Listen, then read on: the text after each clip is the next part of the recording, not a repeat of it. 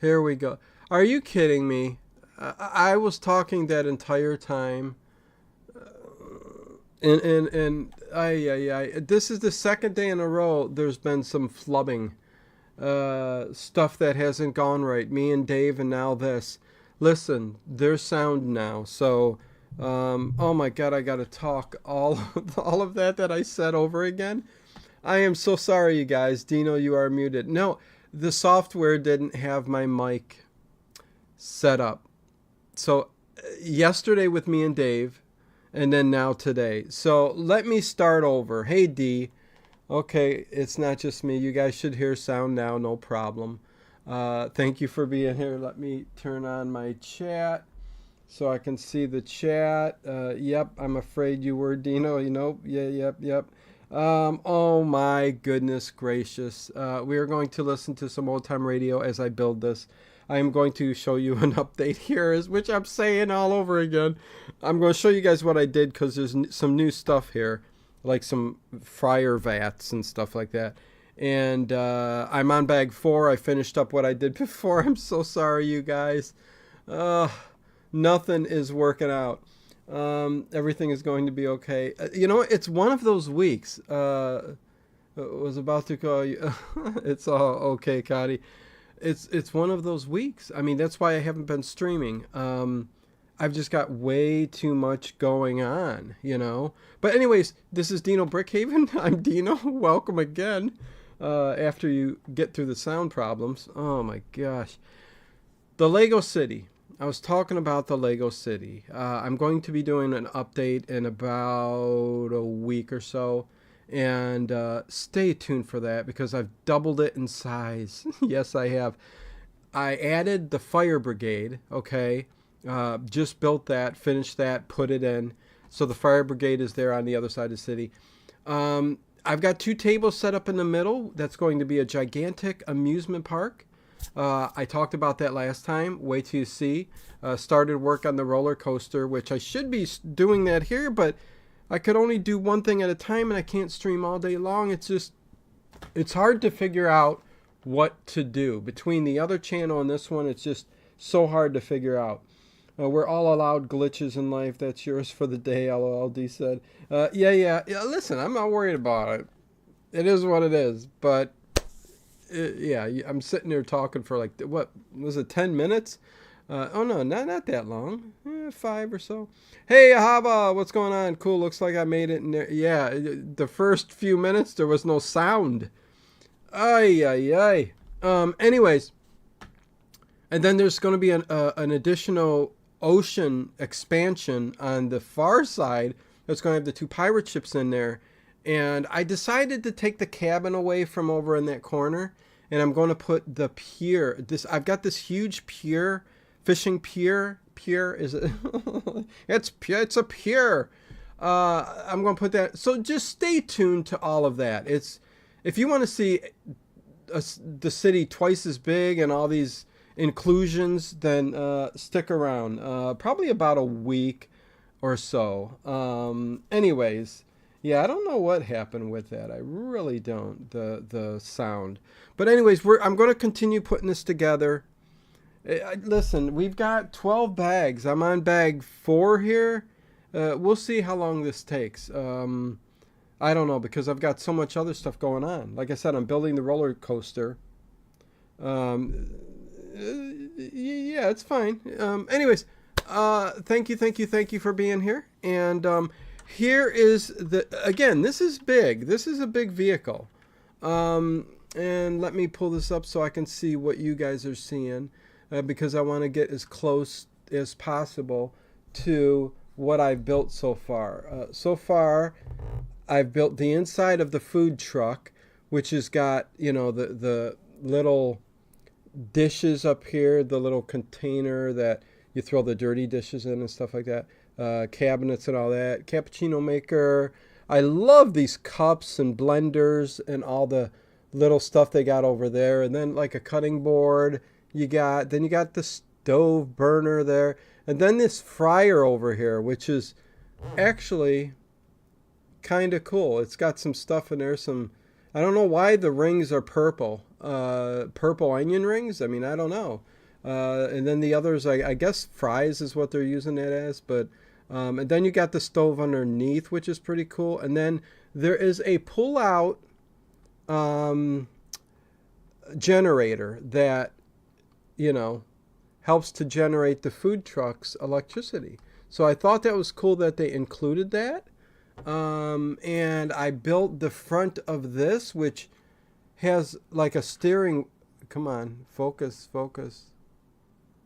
Okay, that has like the steering wheel is going to be able to move the tires as you turn it on the inside. So I did that last time I ended the stream. So yeah, so far that's where we're at. I'm going to start building parts of the side and the steps and the front area. So we will get going on this. Enough talk, huh?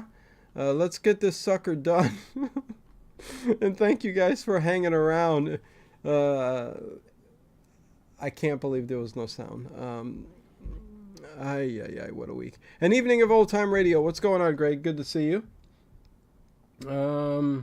Very detailed and cool. Thank you. Okay, yeah, so let me get going. And again, wait till you see the city. It's doubled in size. I've gone crazy with this city. But the inclusion of the amusement park is just unbelievable. I got my son helping me build. He's doing the loop coaster. It's just a gigantic loop coaster. And I'm doing what is a white and red kind of roller coaster. And again, I should be streaming that one here, but I'm doing this at the moment. So anyways, definitely good to see you guys. So we are going to listen to some, let's see, I think suspense. I'm in the mood for some suspense. Some Frank Lovejoy, a little sci-fi ditty we got going here. Ditty? Is that what it? Anyways, here we go. Frank Lovejoy. This is Suspense, The Man from Tomorrow. A little sci-fi for you guys while I build. Suspense. And the producer of radio's outstanding theater of thrills, the master of mystery and adventure, William N. Robeson. Those who know about such things tell us that an engine delivers little more than 50% of the energy potential of its fuel. The rest is dissipated in waste. Waste motion, waste energy, gases, ash. The same can be said of man. Has been said, in fact. Getting and spending, we lay waste our powers. If an average man were trained to use his faculties to the utmost, he could be a superman. If a superior man were so trained, what could he not accomplish? The answer is implied in the upcoming story. Listen.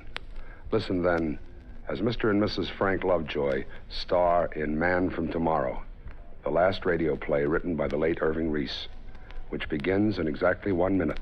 American folklore is filled with legends about men who were as tough as nails, like the one about Pecos Bill, who went out for a walk one day.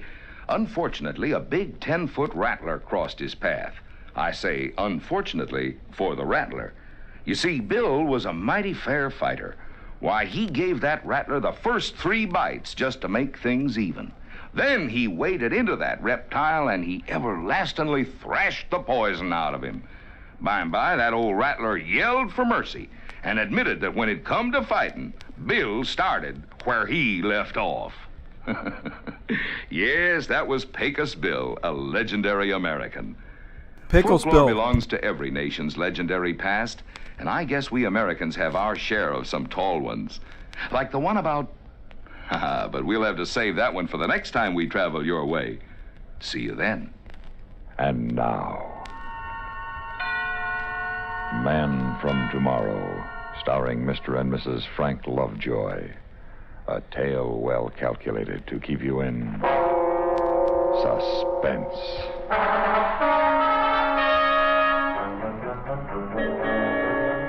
Even in these days of so-called full employment, you'd be surprised how few job opportunities come up for an ex-jet jockey. So it was with more than passing interest that I read this ad while I was scanning the classified section of the Sunday paper. It said, wanted...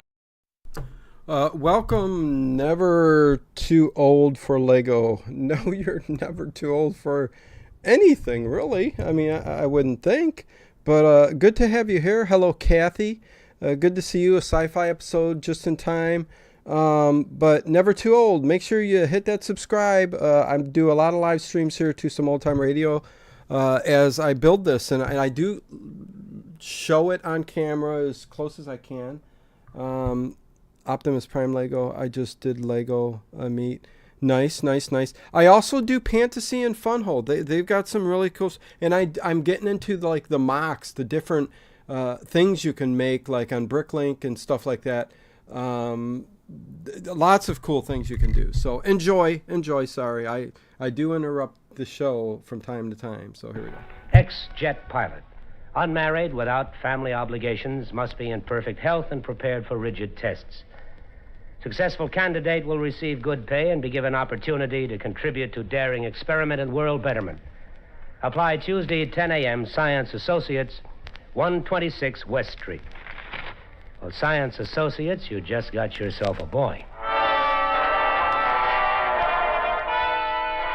It turned out there were quite a few boys with the same idea. By 10 o'clock Tuesday morning, nearly 50 of us were crowded in a windowless, air-conditioned room in the windowless, ultra-modern building of Science Associates. Oh, hi. Hi, Major. Well, hi, Randy. It's been a long time. Yeah. Some of the faces were familiar, guys that had been in the Air Force with me in Korea and afterward. We sat there and waited. An hour, 2 hours, nothing happened. I don't know about the rest of you guys, but this place is beginning to give me claustrophobia. I'm getting out. Open that door. Hey, it's locked. Hey, we're locked in here. Even before this had a chance to sink in, another door opened on the far side of the room. A guy with a white mask on his face came in carrying a Thompson submachine gun. Hit the deck! Everybody flattened on the floor except me. I made a dash for the man in the mask, but he disappeared as quickly as he'd come.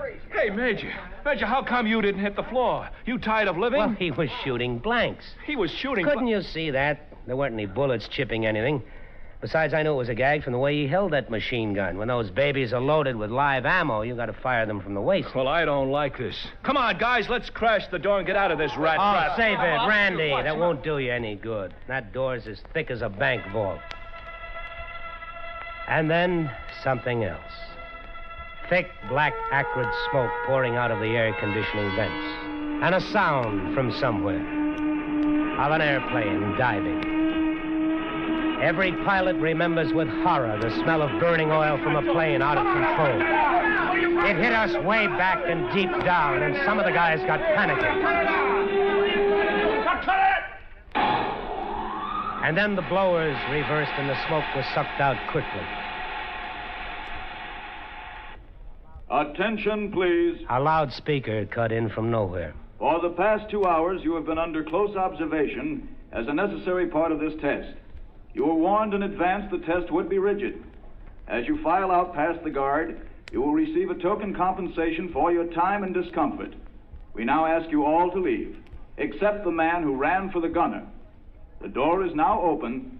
Thank you. You're welcome, Well, Major, looks like you got the job. Also looks like I'm going to shove it right back in their faces. Well, I don't blame you. Well, so long. So long, Randy. Take it easy. For a moment, I was alone in the empty room, and then an inner door opened, and I wasn't so sure I wanted to shove the job in their faces. Not in this face, anyway. Your name, please. Well. I hardly expected to find a blonde at the bottom of this. You will come with me, please. Well, I'll do nothing of the sort. Now, don't give me orders, Blondie. I want to see the guy responsible for this, and then I'm getting out of here. I take it you have lost interest in contributing to world betterment. Oh, yes, that's what it said in the ad. Well, whatever your lofty purpose, I don't like cold-blooded cruelty. Unfortunately, we cannot allow personal feelings to interfere with our objectives. Well, then your objectives are wrong. You will be better able to judge that when you know what they are. Well, I don't think I'm interested. And if I may indulge a personal feeling, callousness is unattractive enough in a man, but in an attractive girl... Neither your feelings nor mine will matter in this project, Major.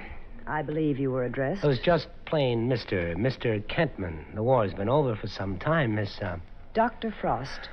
That's appropriate. I beg your pardon? Oh, nothing. I sometimes mutter to myself. The last thing I said to you, Doctor, is that the war is over.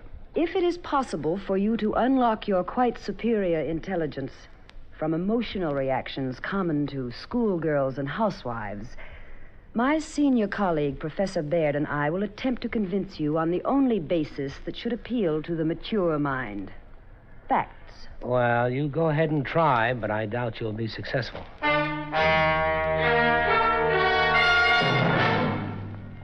The second act of Suspense continues in 1 minute. This is Johnny Baker with Communism on the Spot. The communist attitude toward faith in God is based on the statement by Karl Marx that religion is the opiate of the people. In keeping with his view, the Soviets established as a primary aim the destruction of all religious faiths. Communism can't tolerate religion, which preaches that there is a supreme being who is higher than any human authority. For communism itself is a political religion whose high priests are the dictatorial rulers of the Soviet state. They'll settle for nothing less than total control of the lives of their subjects. They're not only concerned with their victims' bodies and minds, they seek equal domination over their hearts and souls. And now, we continue with Act Two of Man from Tomorrow, starring Mr. and Mrs. Frank Lovejoy. A tale well calculated to keep you in suspense. It was a big, aseptically bare room with an uncluttered desk at one end. Behind the desk was the cartoonist conception of an egghead. A thin, bespectacled man whose eyes were so intelligently alive that I couldn't look away from them long enough to mark his other features. This was Professor Baird, keeper of the facts.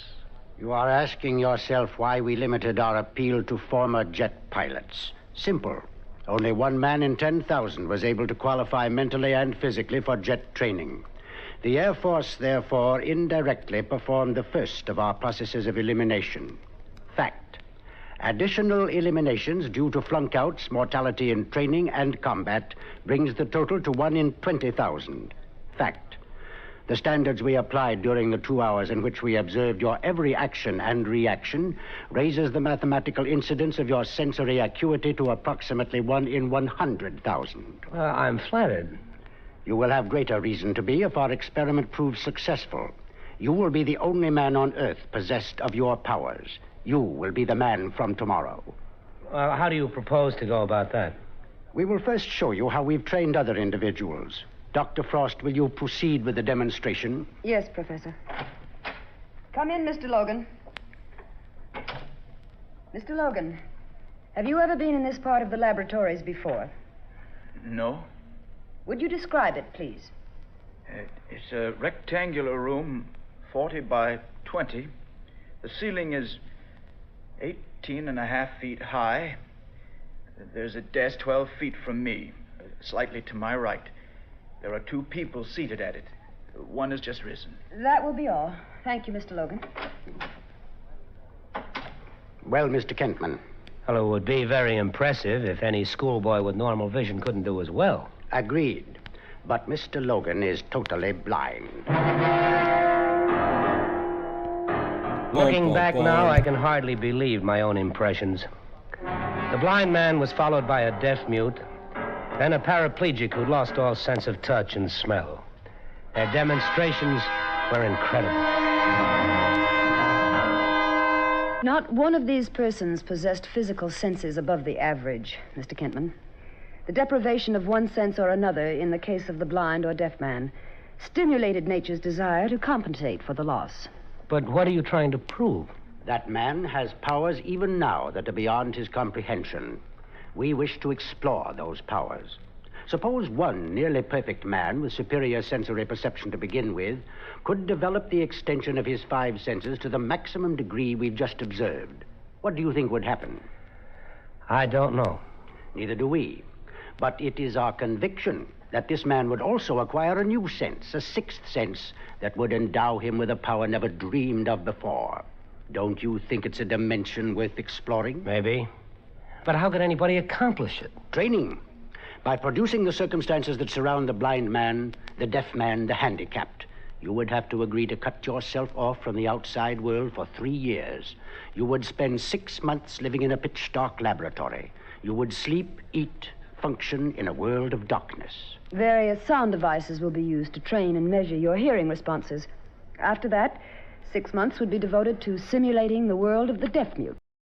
Dave's got to love this. Some old retro sci-fi. They're going into a scientist explanation of how things work. You got to love it, Dave, right? Yeah. And so on. You will be paid $20,000 at the end of the 3 years. All the necessities of living will be provided during that time. Then a test will be made, and if our predictions are realized, you will be signed for an additional 5 years at $20,000 per year. Dr. Frost will be in charge of the training program. Do you wish to undertake it? Well, that's a pretty serious move. I'd like to think about it. You have all the facts, Mr. Kentman. We would like a decision now. You think feeling might enter into my considerations, Doctor? Is that what you're afraid of? Afraid? Fear is merely an emotion, Mr. Kentman. I have learned to control all my emotions. I wonder. I beg your pardon? I was muttering again, but what I meant to say is I agree to undertake the experiment.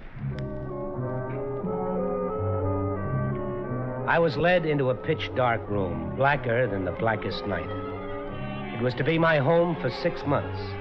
It had a bed, bathroom, closets. All I had to do was to find them. I won't waste time telling you what that was like. Just close your eyes tight and try to find your way around a room that's familiar to you, and you'll get the idea. I was still stumbling around 3 days later when I reported for my training with Dr. Frost in the adjoining laboratory, which was even blacker, if possible. Oh, dear. Are you hurt? You wouldn't care if I broke a leg. There's a chair nearby. I know. I just fell over it. We can begin as soon as you're settled. Lucky it's so dark, I don't have to apologize for wearing my pajamas. Don't you like dressing? I love it when I can find my pants. Today's exercise will be Where you can recognition of find his pure pants. tones. Here is an example. That is 1,000 cycles, or 1,000 vibrations per second, stripped of all harmonics. Now, what would you say that was? Oh, 1,100. It is 1,500 cycles. Now, please tell me when you begin to hear the next tone, and what the frequency is.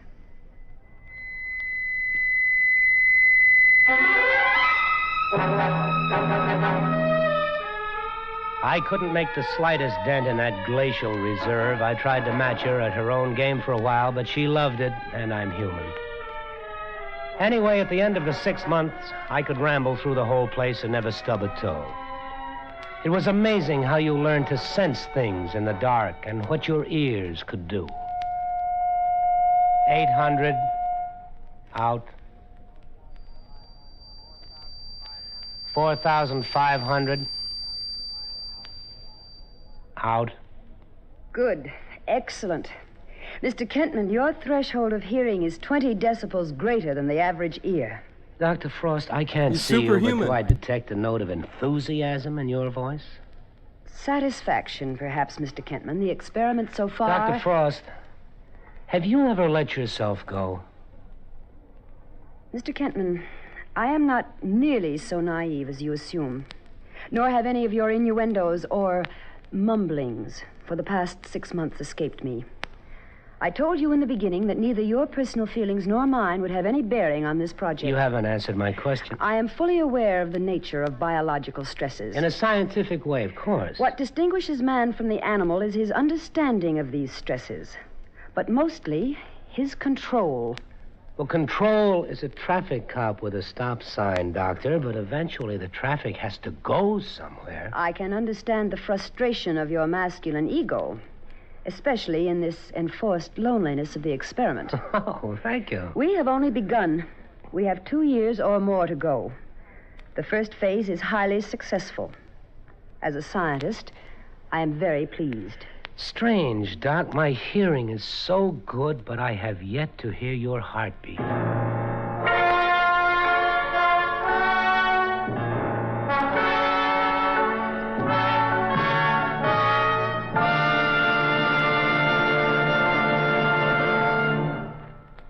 Act 3 of Suspense follows in 1 minute. Do you know the Social Security benefits to which you will be entitled when you separate from the service and take a civilian job? Here's a tip from Social Security. Here's one do-it-yourself project that costs you nothing and won't end up in cuts and bruises. The Social Security Administration wants each one of you that pays Social Security taxes to check up on your account to make sure you are getting credit for every dollar that's coming to you. With records of millions of people to maintain, it's a pretty big job to catch an error that you or your employer might make in reporting your wages and income. You can help by checking every 3 years to see that your record is correct. How? Easy. Simply by mailing a special postcard. Just write to Social Security, Department 15, Hollywood 28, California, and ask for Form 7004. Mail it. And in a couple of weeks, you'll receive a notice that will verify the spelling of your name, your Social Security number, and the wages credited to you for each of the past 3 years. Do it tomorrow. Make sure you guys hit that You'll thumbs be up glad that you button. did. Thank you. And now, we continue with Act 3 of Man from Tomorrow, starring Mr. and Mrs. Frank Lovejoy. A tale well calculated to keep you in suspense.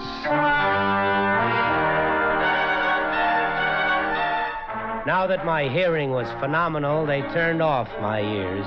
They devised some newfangled earplugs, and I began 6 months of silence. 6 months of being deaf as a doorknob. Deaf, but not quite deaf. Because I began to see sounds, to feel sounds like waves against my skin. I began to hear with my body and with my pores. Have you ever touched a sound? Have you ever seen thunder? You get so you look at sounds and almost see the waves they make trembling in the air. Have you ever tried silence? Try not saying a word, not uttering a syllable for an hour, a day. I tried it for 6 months, until all the unsaid words piled up inside my head. They clung like unborn sounds at the back of my throat. Whoever said silence is golden never felt the lump of lead that accumulates inside you. Silence.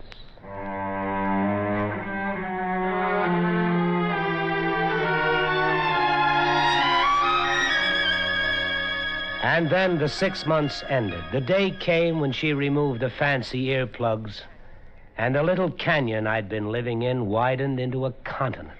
Can you hear me now? Can you hear me? Nod to me or raise your finger when you can hear the sound of my voice. I heard you coming down the hall a minute ago. Were the plugs defective? Oh, no. Incidentally, I take that it's all right for me to talk now? Yes, of course. Have I been a good boy? Have I done everything that you've wanted?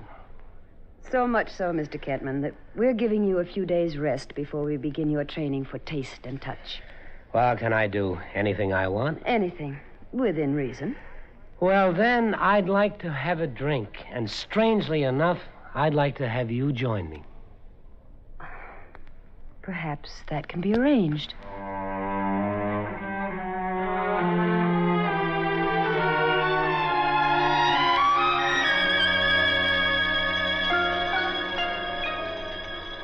Oh, that wonderful sound of the clink of glasses.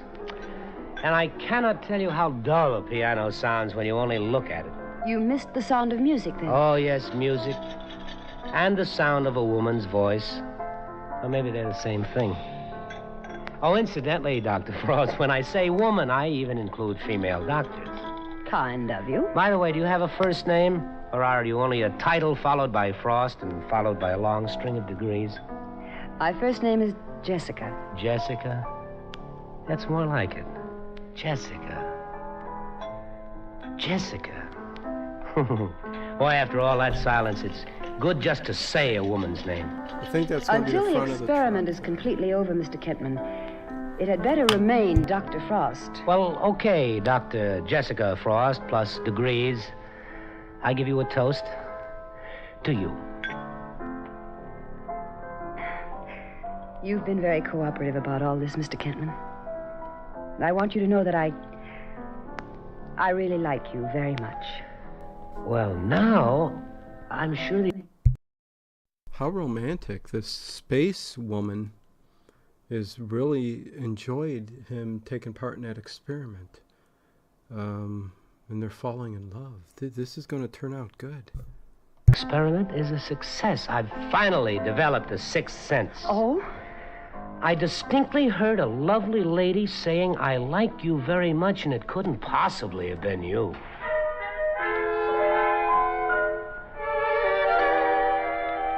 I rather enjoyed the touch tests. It was one area I'd never realized held such hidden possibilities. After a few months, my fingertips knew the difference between crystal and diamonds. I could tell if you had a suntan merely by touching your cheek. As for the taste tests, food suddenly became a symphony concert. Sourness had many degrees, and sweetness had a range as wide as the spectrum of a rainbow. And then all of my highly developed senses brought on a new perception, something over and beyond and added to the rest. By the time my training was finished, I knew I had acquired a knowledge beyond knowledge. Sit down, Mr. Kentman. Thank you. Your period of training has been completed. You have passed the final tests, and we have decided to retain you. Now, will you sign the contract, please, Mr. Kentman? It's the arrangement as agreed. $20,000 a year for the next 5 years. Mr. Kentman, is anything wrong? Oh, no, there's nothing wrong. Mr. Kentman, what are you doing? Well, obviously, I'm not signing it. But why? Because I'm afraid. What is there to be afraid of? Myself. And what I know now, and what I'm going to know in the future, what you and Dr. Frost may ask me to do. Afraid to make contributions to scientific progress? Oh, I respect science. Progress, I'm for that, too, but I can see beyond the microscopes and the telescopes and all your theories and experiments. And I don't see one important thing. I don't see happiness, only fear and falling buildings. That's what I see coming out of my super sense. And you'd waste this great talent of yours. Throw it away, turn your back on progress? No, I didn't say that. I'll look for a new kind of progress. Slicing an atom sideways or sending a phony moon up into God's skies, these aren't the things people are crying for. Not this year, next year, or ever. They want security, dignity, and a little peace of mind. I suppose, then, you think that all our work is to end in death and destruction. It might. That's not fair. Isn't it? Well, what happens if I sign the contract? Who makes the decisions? These are things I can't honestly answer. I know, and that's what I mean. It might be out of your hands then. Governments would pay billions for me. Our own country would guard me like Fort Knox. I'd be the most valuable thing in the world alive, and even more valuable for some people dead. A thing, not a man. No, that's not going to be for me. Not that way. All this work, everything we've done doesn't mean anything, then. It's all for nothing. Well, I don't know. I'm sorry. I guess you picked the wrong man for the job. What are you going to do now, Mr. Kentman? Pack my things and go away. I don't know where. It doesn't really matter. Jessica, I probably won't see you again before I go. Thank you for everything. I'm sorry to let you down like this, but... well, so long.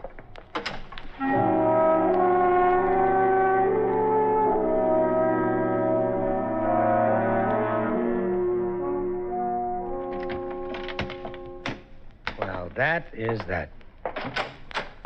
Oh, I was just going to... Try and talk me out of it? No. Yes, I was. But not anymore. I'm glad you changed your mind. Will you tell me something? What? What are you going to do? I don't know yet. It's kind of funny. I'm going out of here almost the way I came in. One suitcase, one hat, one coat. The only difference, I've got all the knowledge of the world up here, and I don't know what I'll do with it. I haven't been able to think, not clearly. I know one thing, though. There are a lot of things I can try. What? Ever hear of cancer, heart disease, common cold, a dozen other things man doesn't know anything about? Yes. Might not be bad for a start. No, that's not bad for a start. Do you think you might need someone to help you? Yes, I might. I've talked to Professor Baird. I think perhaps he understands. Does he? Yes. It's a little uncomfortable for a woman. I'm not supposed to say anything until you do. And you already know what I'm thinking, don't you? Well, let's be old-fashioned. I love you. Will you come with me? Yes. I love you, too. I know. Come on, let's go.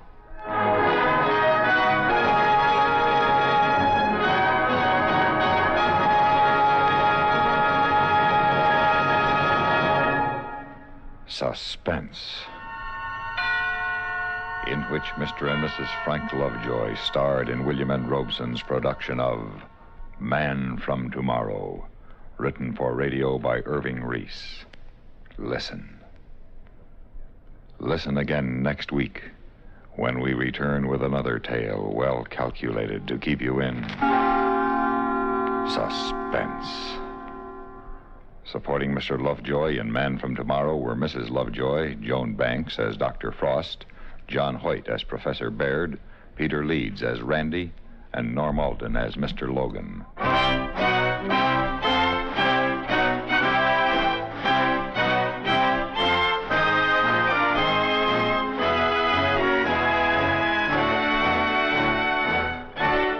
Suspense has been brought to you through the worldwide facilities of the United States Armed Forces Radio and Television Service.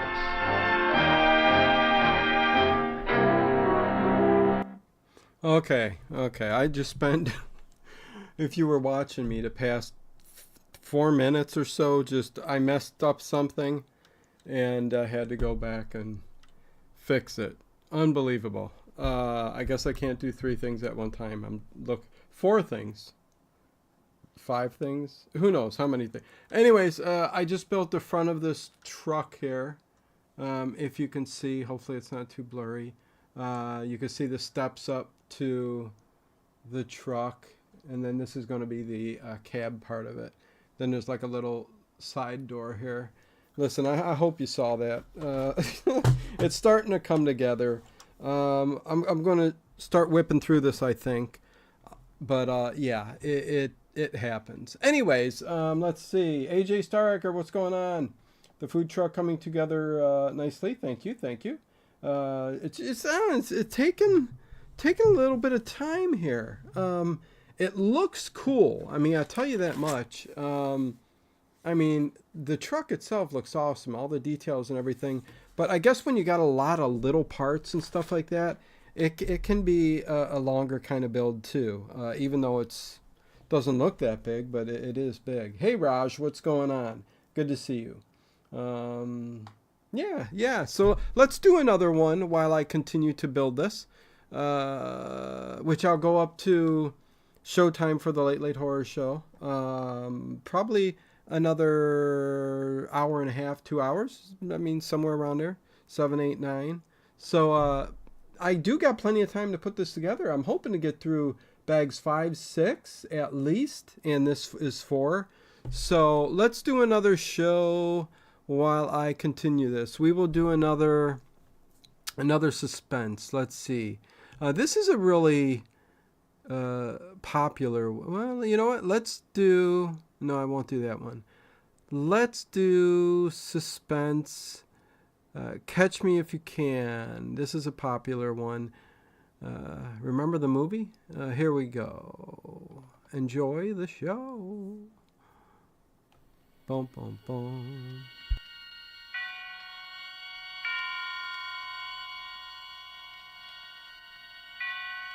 And now, Autolite and its 60,000 dealers and service stations present... And thank you all for being here. Suspense. Enjoy.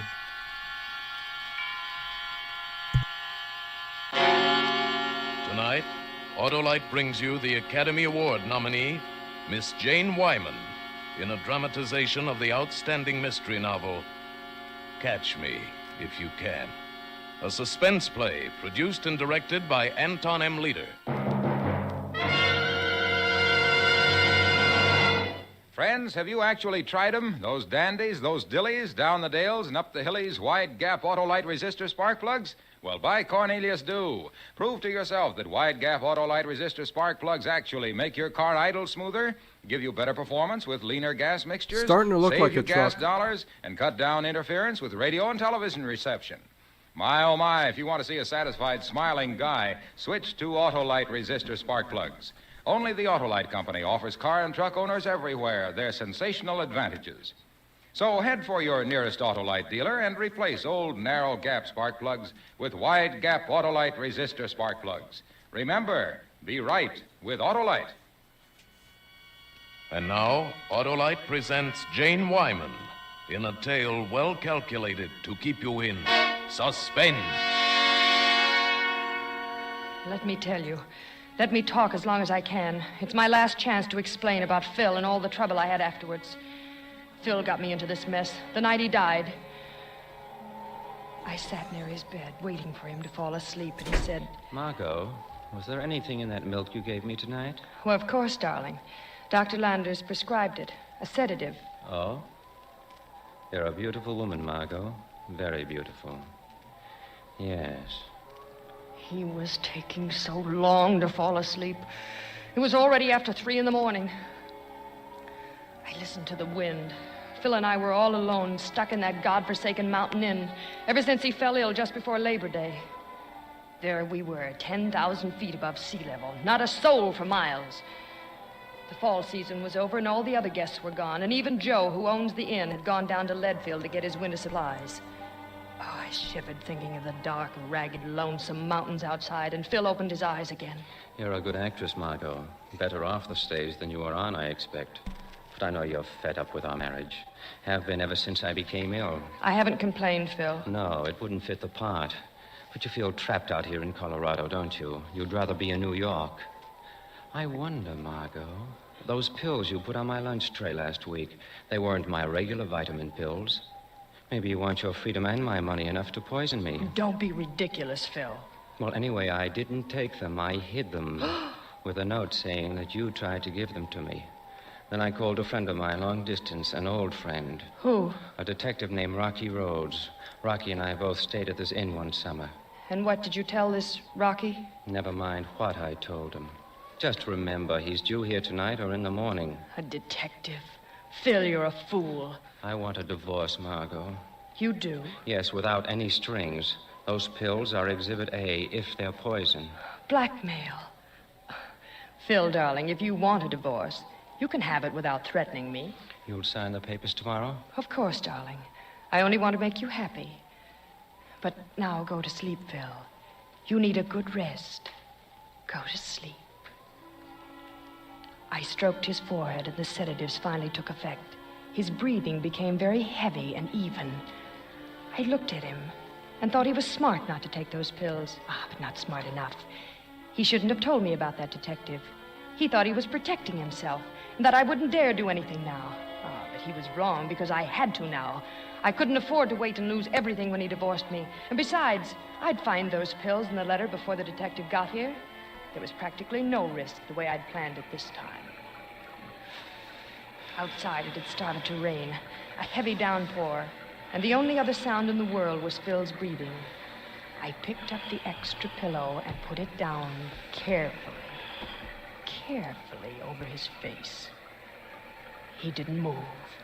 I pressed the pillow down on the side so that no air could get in, no air at all, and held it there a long time. Once the pillow shook a little when Phil's head moved. Once there was a gurgling sound. And that was all.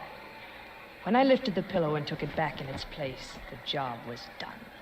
Everything I ever wanted, money and freedom, was right in my hands. Phil was dead. Dead of a heart attack, Dr. Landers would say. Oh, but wait a minute. Unless someone found those pills with the note from Phil. Phil hadn't died of poison, so I was safe. But there would be questions. Questions I didn't want to have asked.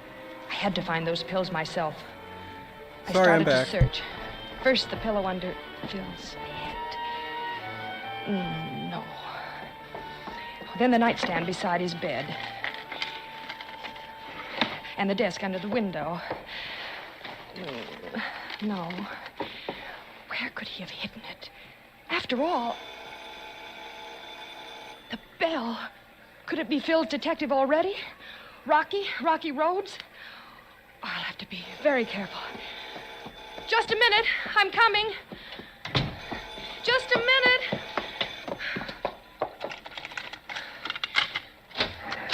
Yes? Well, don't stand there. It's raining in. Oh, I'm sorry.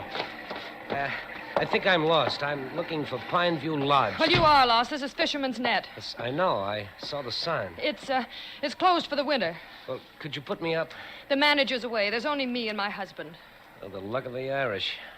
I meet a beautiful blonde, and she's married every time. You wouldn't turn me out in this storm. I'm soaking wet. I'm afraid Please, just tonight. In the morning, I'll get my bearings. Well, if it's only for one night. Yes, that's all. Thank you. Just one night. What a huh? vacation. Where are you from? Chicago, newspaper man. My name is Mike Sheldon. How do you do, Mr. Sheldon? I'm Mrs. Weatherby. How do you do? Where do I bunk? Upstairs? Yes, you can take the trout room. Every room is named for a different kind of fish. It's the second room on the right from the top of the stairs. Thank you. It's great of you to let me stay. Would you like some hot coffee? Fine, it's no trouble. Oh, not at all. I was going to make some for myself. I could use some, all right. No, wait. What? No, not that room. No. What's wrong, Mrs. Weatherby? Well, I said the second door on the right. The salmon room, not the trout room. I made a mistake. Forgive me, but this is my husband's room, and he's not well. I was afraid you'd wake him up. Oh, that was bad, very bad. Making a slip like that in front of Phil's detective, Rocky Rhodes. Because, of course, Mike Sheldon was Rocky Rhodes. Who else could he be? And I had to find those pills before he did and started making trouble. Before I could get back to the search, two more unexpected guests popped in at Fisherman's Net. A small, dapper man with a black mustache and slicked black hair. But I'm Charlie Miller. I got a reservation here, and I'm staying, sister. But the manager is away. He didn't mention any reservations. Exactly, Harry. Then. I made it by telephone from KC. That is, I asked a friend of mine to make it. A friend of his? Was it Phil? Was Charlie Miller Rocky Rhodes? Oh, he couldn't be a detective. He was too stupid. No, Mike Sheldon was Rocky Rhodes. There was a girl with Charlie Miller.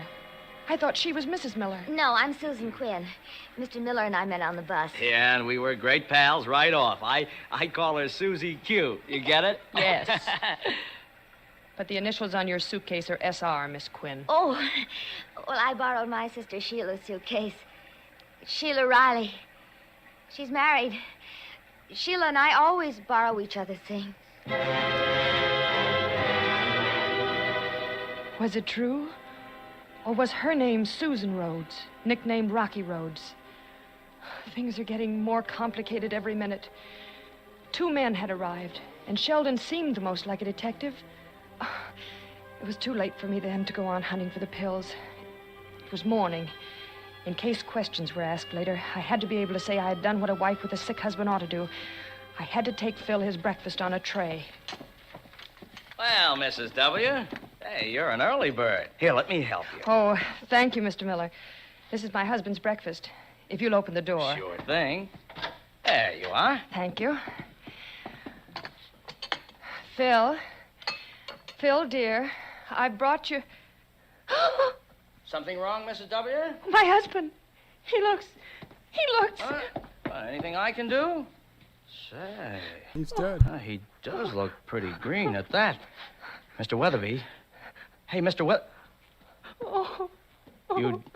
You better sit down, Mrs. Weatherby. It looks to me like your husband has passed away. Oh, no. No, here now. Just sit down. All right, now you just cry on Uncle Charlie's shoulder. It'll do you good. You're very kind. Well. Good morning. Oh, say, Sheldon, got a little trouble here. Trouble? Mrs. Weatherby? Well, her husband's passed away in his sleep, it looks like. I brought his breakfast. I thought he was asleep, and... Will somebody phone Phil's doctor? Dr. Landers in Salisbury Gap. Well, of course, but... Excuse me, I'm afraid I better go to my room.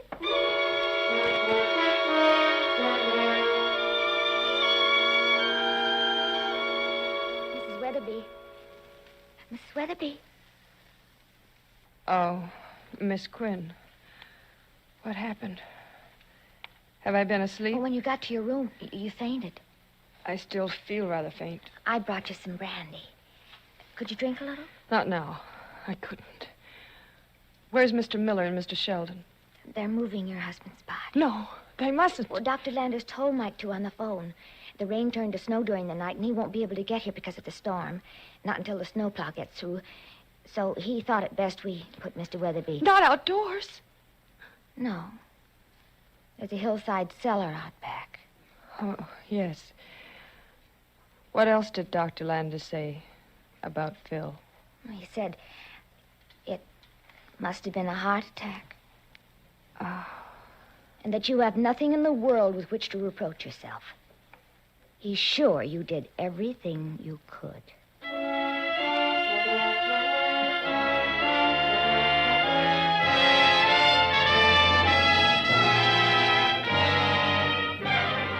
For suspense, Autolite is bringing you Miss Jane Wyman in radio's outstanding theater of thrills, Suspense.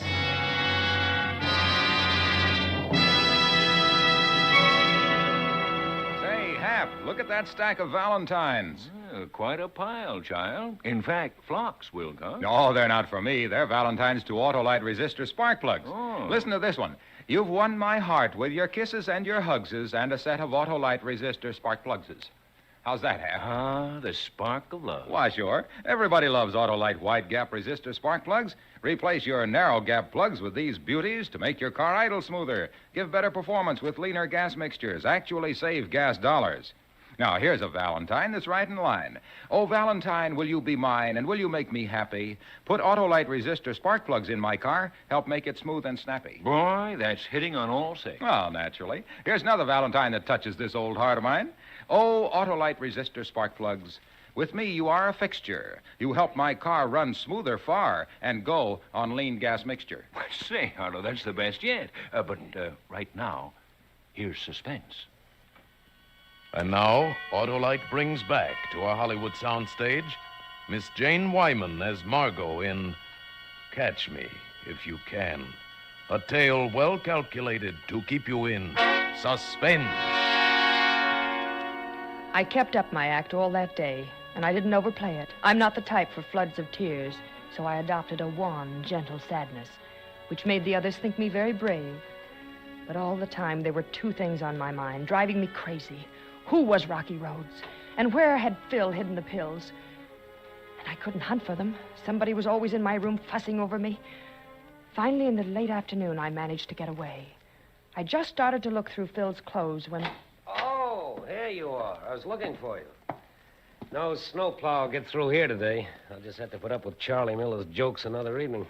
Are his jokes that bad? Well, you heard him ragging Susan, calling her Susie Q. Oh, nicknames. Lots of people have the nickname habit. My husband had a friend named Rhodes he nicknamed Rocky Rhodes. It's a change from Dusty Rhodes, at any rate. By the way, where are you from? Boston. Why do you ask? Oh, just idle curiosity. You know what they say about curiosity. Would you excuse me, please? I was going over my husband's things. Yeah, go right ahead. I'll just keep you company. Looking for something? No. I want to pack so I can leave as soon as possible. I want to get back to New York. I don't blame you. Need any help? No, thank you. As a matter of fact, would you mind? I'd rather be alone. No, it's not good for you to be alone. I'll just stay here and keep you company. Nosy. Did you say something? No, Here's a book of Oscar Wilde's. Why don't I read to you while you work? Let me see. Did your husband own all these shoes? He did. Wealthy man, apparently. How nice for you. Now, how about some poetry? Let's try this one. The poor dead woman whom he loved and murdered in her bed. Shall I go on, Mrs. Weatherby? But I couldn't let Sheldon unnerve me. I had to keep cool. I went on packing, and he went on reading, on and on endlessly, about blood and prisons and hangings, while I tried not to miss anything of Phil's.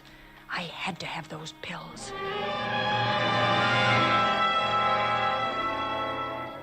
An hour later in my room, I knew I didn't have them. But Rocky Rhodes didn't have them yet either. Otherwise, he would have said something. But the pills didn't have to be in Phil's room. Which one was Rhodes? Miller or Sheldon? I would have to find out by elimination. After dinner that night, I went into the main parlor. And Charlie Miller grabbed me and danced me over to the fire. Here you are, Mrs. W. Now, you just sit right here and have a highball, see? And we'll have a nice little cozy chat with little old Charlie. Oh, you're so formal, Charlie. Call me Margot. Margot? I'll bet your mother called you Maggie. You thought up Margot to use on the stage. On the stage? How did you know I was an actress? This was the clue I'd been looking for. Oh, a guy with my experience can always tell. You can? Sure. And I know how you actresses operate. You all take different monikers. I'll bet you were great, baby. Oh, I wasn't very good. There was only one way that Miller could have... I'm just cracking up here. I feel like such a klutz today. I'm trying to get through bag 4. And I keep making mistake after mistake. What is on my mind today? What is going on? This is just ridiculous. I can't keep taking things. Okay, I need to focus. Ay. Okay, here we go. Catch me if you can. Knowing about my being on the stage from Phil. You weren't very good. I know different, baby. So what if you only played Tank Towns? I sure wish I'd seen you. You didn't miss much, really. Tank Towns. That was Phil's story, all right. Miller was Rocky Rhodes, and he was just drunk enough to handle... Hey, look. How about you and me going up to my room where we can be alone, huh? Oh, that wouldn't look right, Charlie. We could go out and sit in my car. It's in the garage. Got a heater? And a radio. The hotel radio's broken. We can say that's why we're going, to listen to the music. Wonderful. Hey, you're a wonderful little woman, Maggie. Full of ideas.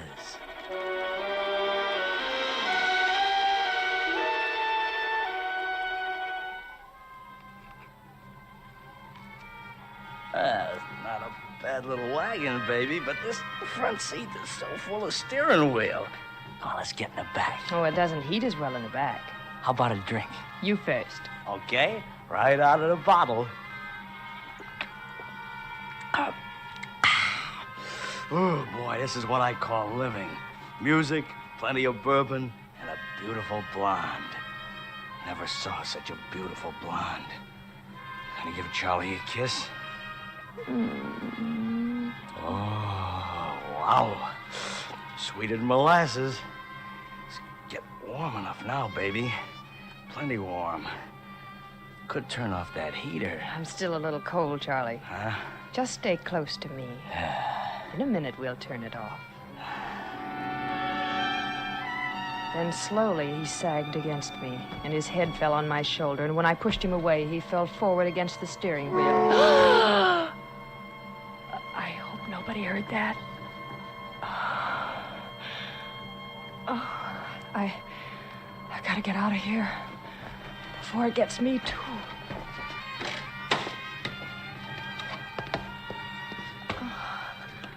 I kept on my feet, going around the car. I was dizzy and getting numb. Then a few feet from the garage door, I keeled over. For a minute or more, I couldn't move. And then I crawled toward the door. forever to get there. I opened the door somehow, pushed it shut, and half fell out and lay in the snow, breathing the clean air. Thanking my lucky stars I'd been smart enough not to drink. That's why it got Charlie sooner, because he was drunk. I looked at my watch and decided to wait 15 minutes. What a wonderful thing that carbon monoxide is.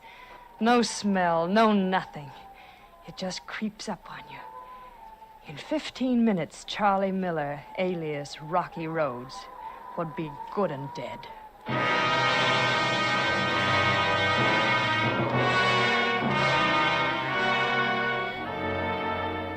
He was dead, all right. When they found us, they carried me into the house and gave me a drink and put me to bed. I went right to sleep knowing Rocky Rhodes was dead. When I woke up, I remembered the car key.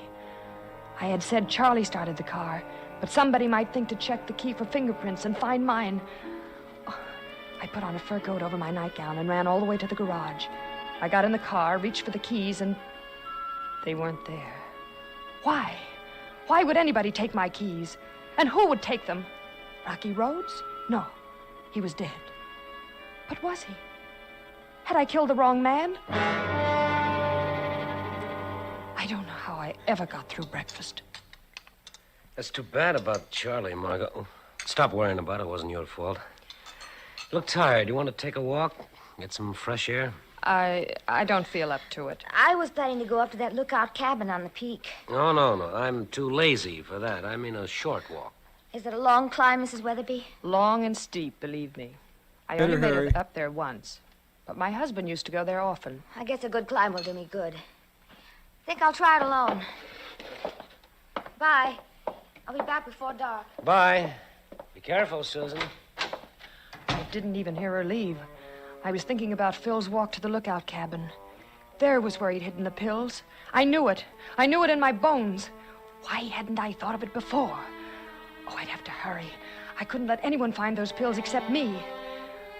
I managed to get away from the men and slipped out by the back door without being seen.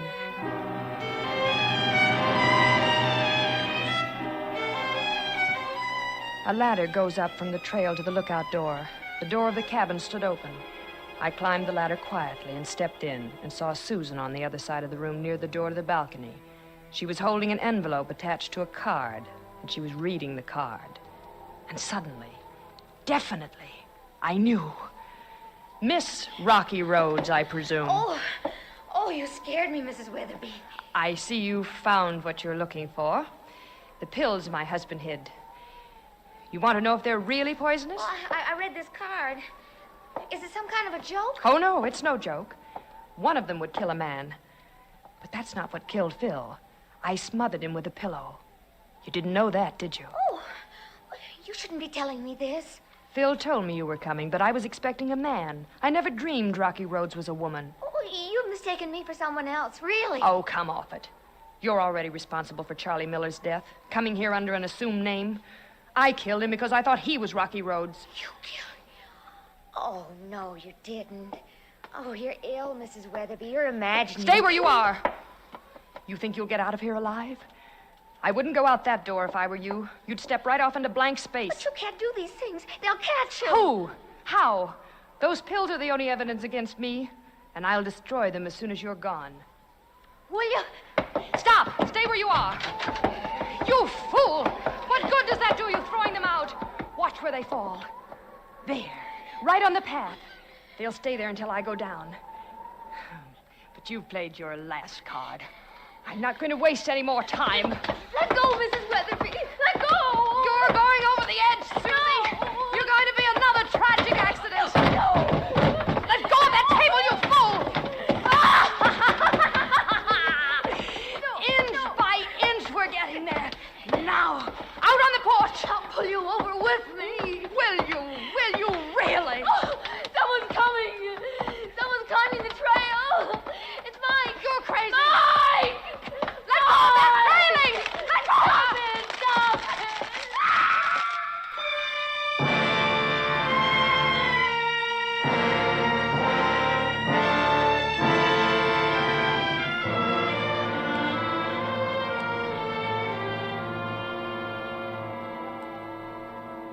I remember falling.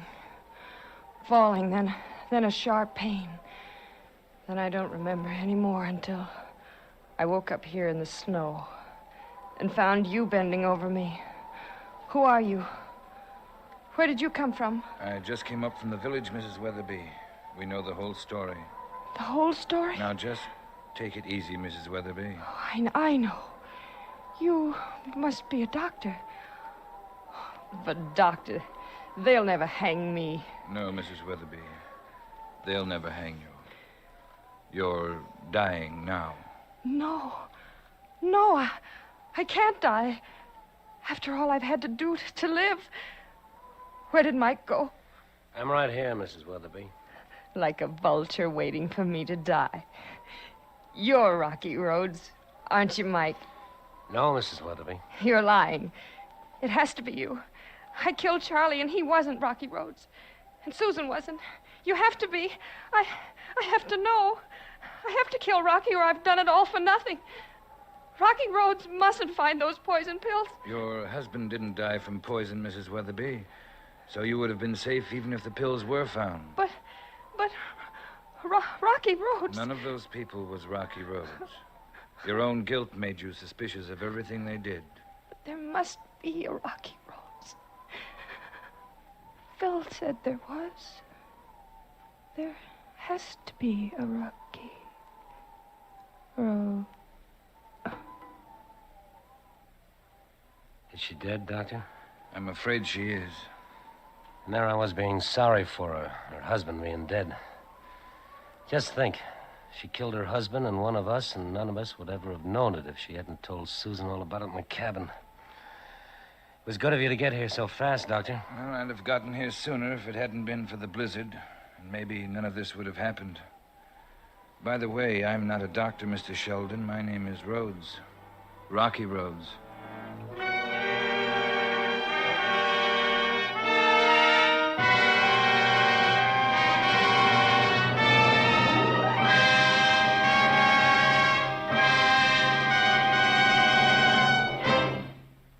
Thank you, Jane Wyman, for a splendid performance. Miss Wyman, would you do me a favor? I'd be glad to, Mr. Wilcox. Would you autograph my script? Why, certainly.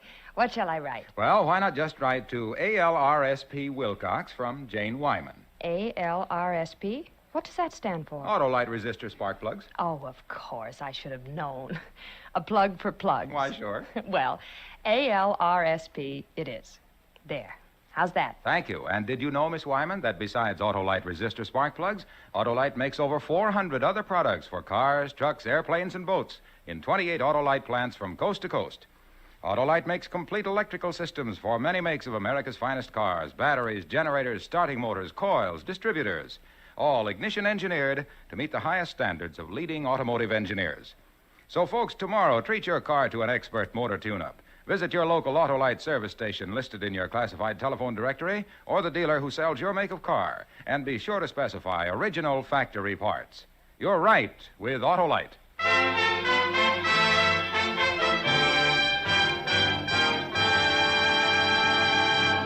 And now, in introducing again our star, Miss Jane Wyman, I wish also to extend to her, on behalf of our sponsor and all of us here on Suspense, our sincere congratulations on her nomination for the Academy Award for her splendid performance in the current Warner Brothers picture, Johnny Belinda, and to wish her the best of luck in balloting. Thank you very much. And may I congratulate Suspense for being one of the top radio programs on the air. Truly radio's outstanding theater of thrills. Thank you, Miss Wyman. And I'll be listening next week when James Mason and his lovely wife, Pamela Calino, appear in the Agatha Christie story, Where There's a Will. Another gripping study in... Suspense.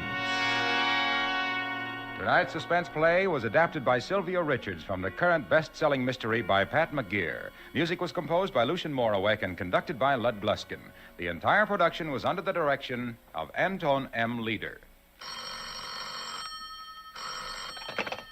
Autolite resistor spark plugs have been adopted as original factory equipment by 6 leading makes of cars and trucks. So, switch to Autolite. Good night.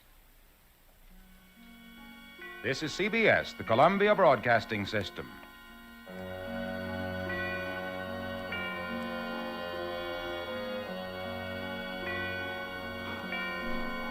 I'm looking it up right now, Raj. Amazing Death of Mrs. Putnam, Inner Sanctum Mysteries. Says Raj Ram. Please play The Strange Death of Mrs. It's Amazing Death of Mrs. Putnam. Hopefully this is a good sounding... because I've got the ones that I fixed and the ones that I didn't. I did a search, and hopefully this is the one that I fixed. Anyways, no need. I'll answer to Cat's Maw or Cat's Paw. Yeah. Listen, man, yeah, lots of little... I just can't concentrate today. I don't know what the deal is.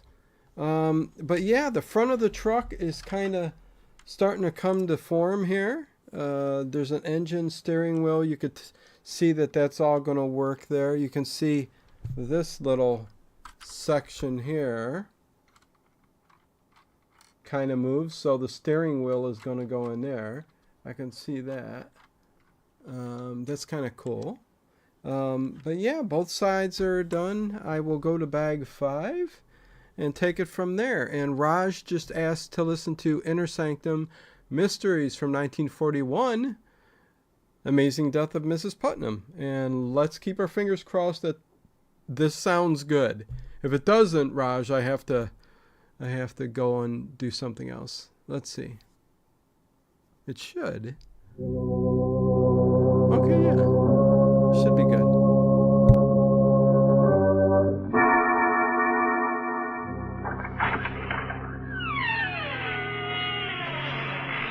Hello. Hello. Oh, there you are. I was afraid for a moment that you had forgotten our appointment.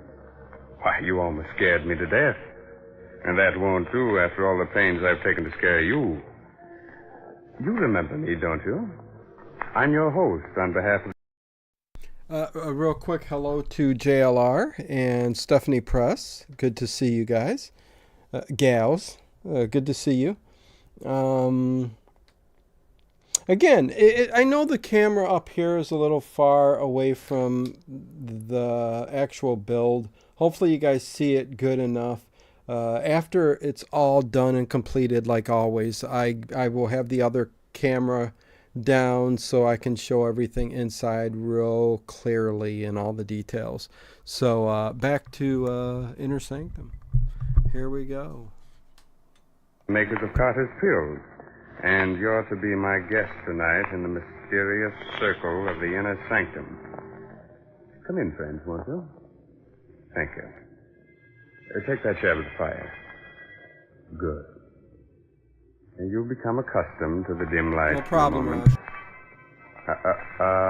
Don't get too comfortable, because we'll have you out of that chair with thrills and chills, shivers and quivers. You're on our side, aren't you? You'd better be. But don't worry. Instead of the arch criminals haunting us, we're going to haunt them. We're going to scare the daylights out of them. Yes. Welcome, then, friends. Welcome to the mysterious circle of the Inner Sanctum.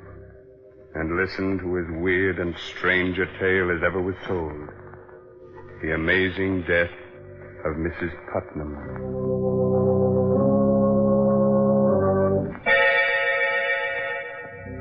The night is dismal.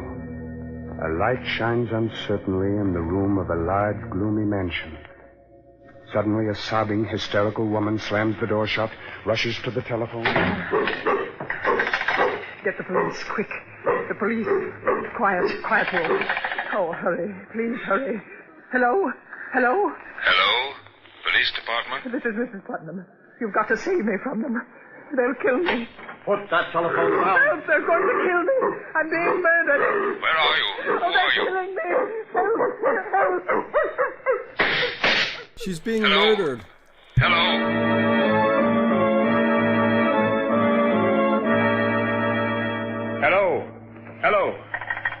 Hello, operator.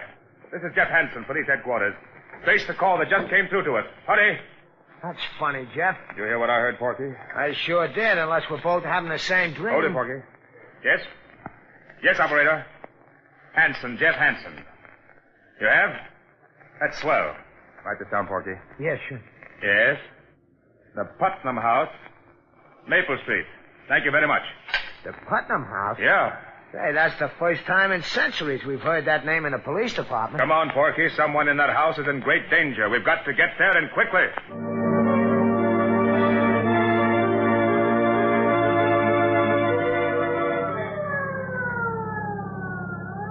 Put your foot all the way down on the gas.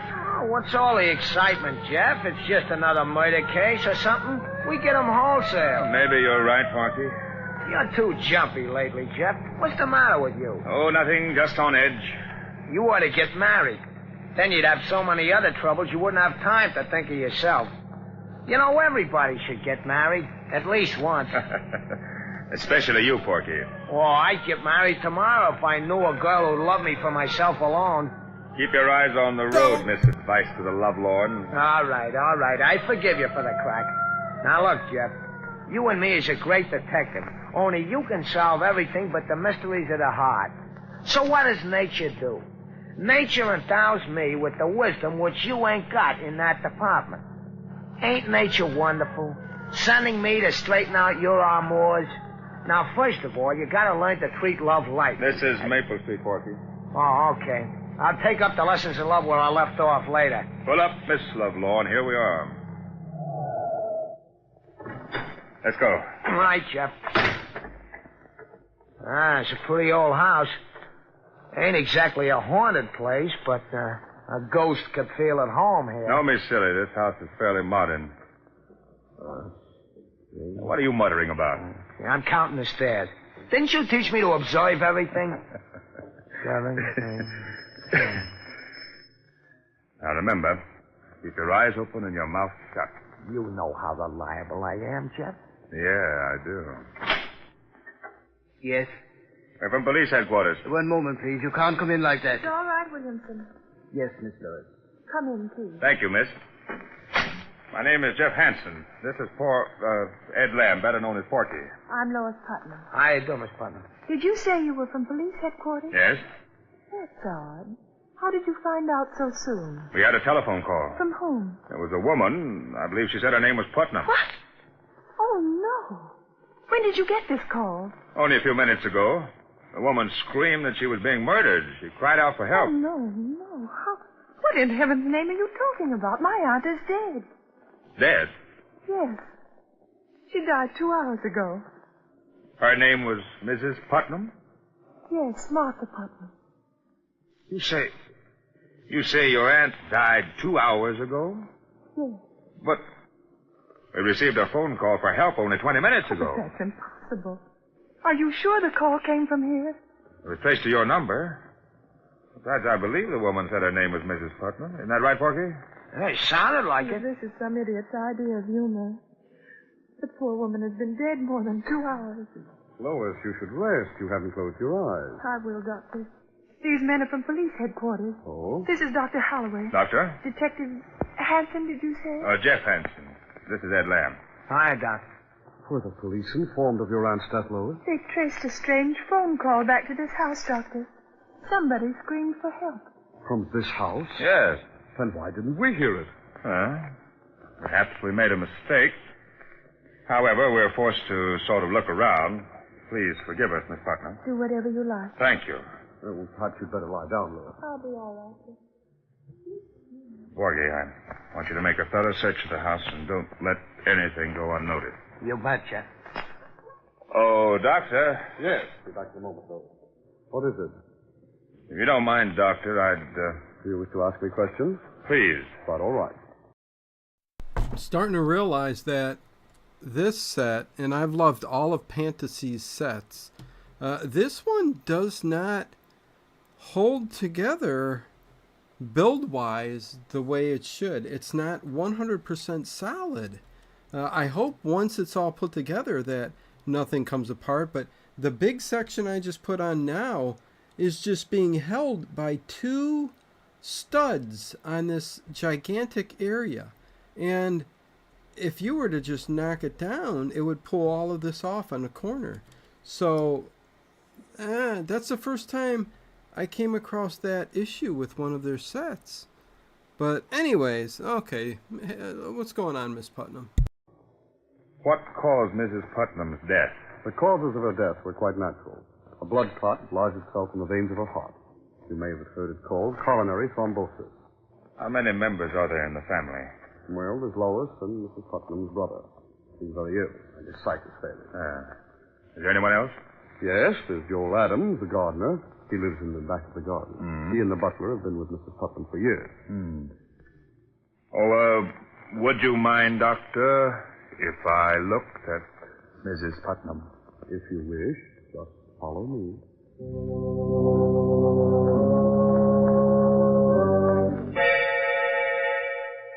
A fascinating mystery, friends? A strange telephone call late at night. A woman screams for help, a dog barks, 2 shots ring out, and then the police dash to the house and find that the woman died of natural causes 2 hours earlier. Riddle me that, my friend.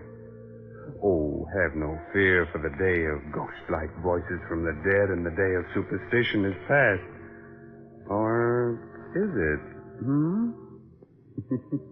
We shall see. We shall see. This way, Mr. Hanson. Thank you. Why do you keep this door locked? Oh, simply to avoid any scenes. They're all so high-strung. Oh. What's the matter with your hand, Doctor? You mean this bandage? Hurt yourself? Well, just clumsiness. While cutting some gauze, I snipped my hand. It bled rather profusely. I'm sorry for all this inconvenience, but in my business, it's wisest to check on everything. I understand. You wish to examine the body more thoroughly? No. No, I don't think so. She looks rather natural for a corpse. There we go. Yes. May I see the butler now? Yes, this Castle will bring him in just a few moments. After I see him, I'd like to talk to the others, too. Oh, you'll be tactful with Lois, won't you? She's quite broken up. She was attached to the old lady. Of course. Did you ring for me, Dr. Holloway? Yes, Williamson. Detective Hanson wishes to talk to you. Yes, sir. And now, if you'll excuse me, I'll take a look at Lois. Quite all right, Doctor? Excuse me. Your name is Williamson, I gathered. Yes, sir. How long have you been working for Mrs. Putnam? 32 years. A long time, isn't it? Yes, sir. By the way, did you hear any odd noises or screaming this evening? No, sir. You did hear 2 shots, though, didn't you? No, sir. You're not frightened, are you, Williamson? Yes, sir. Yes, sir, I am. This house isn't what it seems on the outside. Oh? No, it's full of hatred. Everyone hated Mrs. Putnam, and she hated all of us. The Lord found vengeance. She didn't deserve to live. There wasn't a kind thought in her head. Who killed her? The devil took her. Who fired those 2 shots? Lightning struck twice. Where is the dog? In Hades with his mistress. Don't think you're fooling me, Williamson, by avoiding my questions. Take me to Mr. Putnam's room. Yes, sir. It's right here. He's very ill, though. Shall I knock? No. No, you may go. Yes, sir.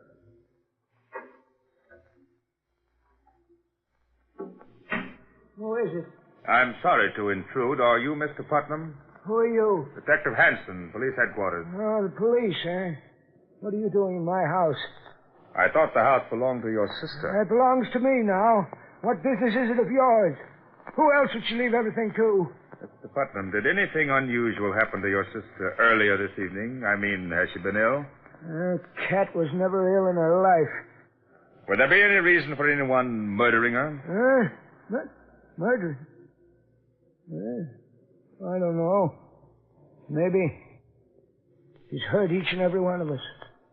She ruined Lois' life by sending her fiancé away many years ago. She made me into the wreck I am with her cruel tongue and her devilish disposition. She was responsible for the death of the gardener's wife long ago. Hasn't done a kind thing in her life. If she's been murdered, then I say good riddance. Is it possible that all of you had given her cause to treat you that way? Don't you dare say that. You stupid, foolish maniac. You didn't know her. How dare you? Get out of my room. Get out of my house. Get out of my... I'm sorry, Mr. Putnam. I didn't mean to upset you. I'll go now. Jeff. Hey, Jeff. Yes, Porky? Hey, I've been looking for you. Yes? Yeah, I've been all over the house. I checked on everything. 15 rooms, 19 windows, 8 beds, 3 fireplaces, and 3 bathrooms. And nothing looked suspicious? No. You think maybe there is some mistake, Jeff? I don't know. A phone call being traced here is absolute. They never make a mistake. But her voice and her death almost 2 hours before we got the call makes it strange. Must confess I'm stumped. Did you talk to everyone? I'd like to talk to the gardener, but right now we'll pretend that everything's all right, that we made a mistake. We'll drive away and then come back later. You mean you really ain't thoroughly convinced? That's right, Porky. I've got a hunch that we're up against a case that's stranger than any we've ever known or heard of.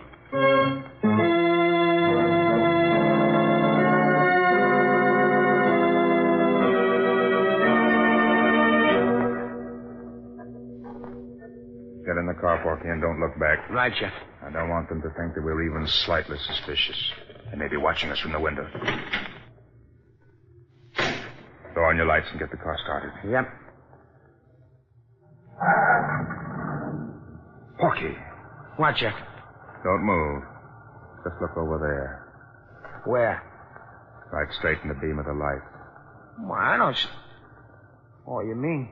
In the garden. That mound of earth. It looks kind of fresh. Right. Holy Mazuma. You think maybe somebody's buried under there? We'll soon find out. Drive the car down a few blocks. We'll come back on foot and very quietly.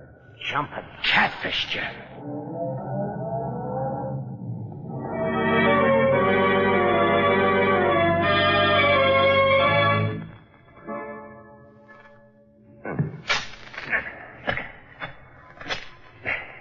Not so loud, Porky. Don't hit the rock. Just loosen it. How much deeper are we going to dig, Jeff? The earth is still soft.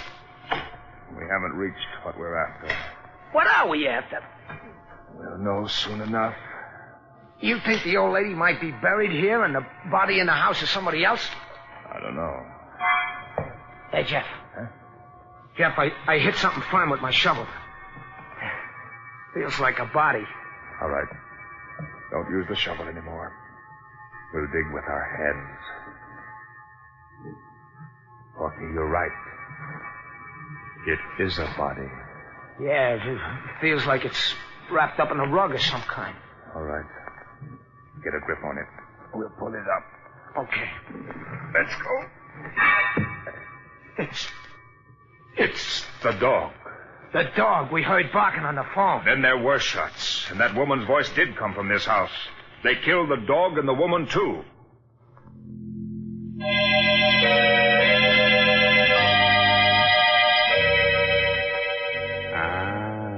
Are you completely mystified? Wondering about the strange death of Mrs. Putnam? And what will happen next? Well, there's no need to be frightened. We know how old-fashioned it is to stop like this suddenly and leave you in midair wondering about the outcome of the story. Oh, are you in midair? Good. But we assure you everything will come out all right. We won't let you down. And this is as good a time as any to remind you of someone else who won't let you down. The makers of Carter's Little Liver Pills. When you don't feel good, try Carter's Little Liver Pills. They do the work of calomel, but have no calomel in them. For they are simple pills made of vegetable drugs. They wake up the flow of one of our most vital digestive juices. When this vital juice flows at the rate of 2 pints a day, it helps to digest our food and bring back the glorious feeling that goes with regularity. Then most folks feel like happy days are here again. But be sure you get the genuine Carter's Little Liver Pills.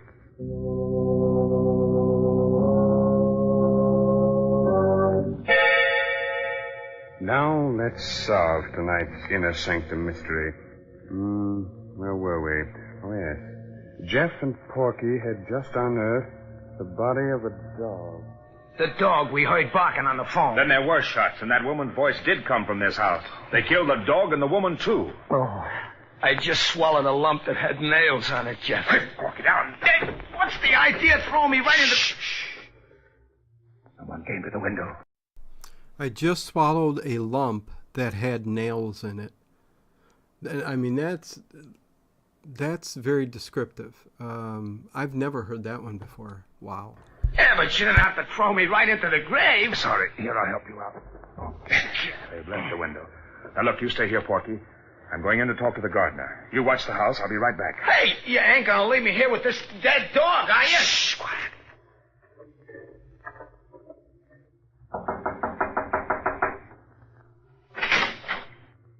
What do you want? I'm from police headquarters. You better let me in. What do you want? I want some information about that dog that was buried in your garden. No, you're crazy. Who buried it there? There's no dog in my garden. Was there a dog in the house? I don't know. You'd better answer my questions, Mr. Adams, unless you prefer going to jail. I don't know anything. Who killed Mrs. Putnam? Everybody. Everybody hated her. What do you mean by that? Everyone in that house wanted her to die. Her brother cursed her. Williamson might have poisoned her. What about you? Me? I didn't hate her anymore. She promised to leave all her money to me. Oh? Why? Well, it was her only sign of repentance. Why, no other reason? None that might be your business. Did you hear any shots from the house this evening? I was away. Jeff! Jeff! What is it, Porky? Hey, come quick, Jeff. What's happened? I had a brainstorm. Hurry, Jeff, hurry, come on. You'd better not leave your house, Mr. Adams. I'll be here. What's up, Porky? The windows. Huh?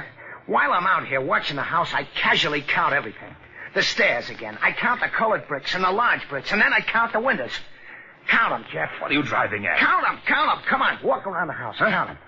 2, 4, 6, 8, 10, 14, 17, 19, 20. 20 windows. What? Great galloping ghost. 20 windows on the outside, and you said you counted... 19 on the inside. That means that there's one window camouflaged on the inside. There must be a room within a room. Come on, Porky. We're going back inside that house. Only this time uninvited and unseen.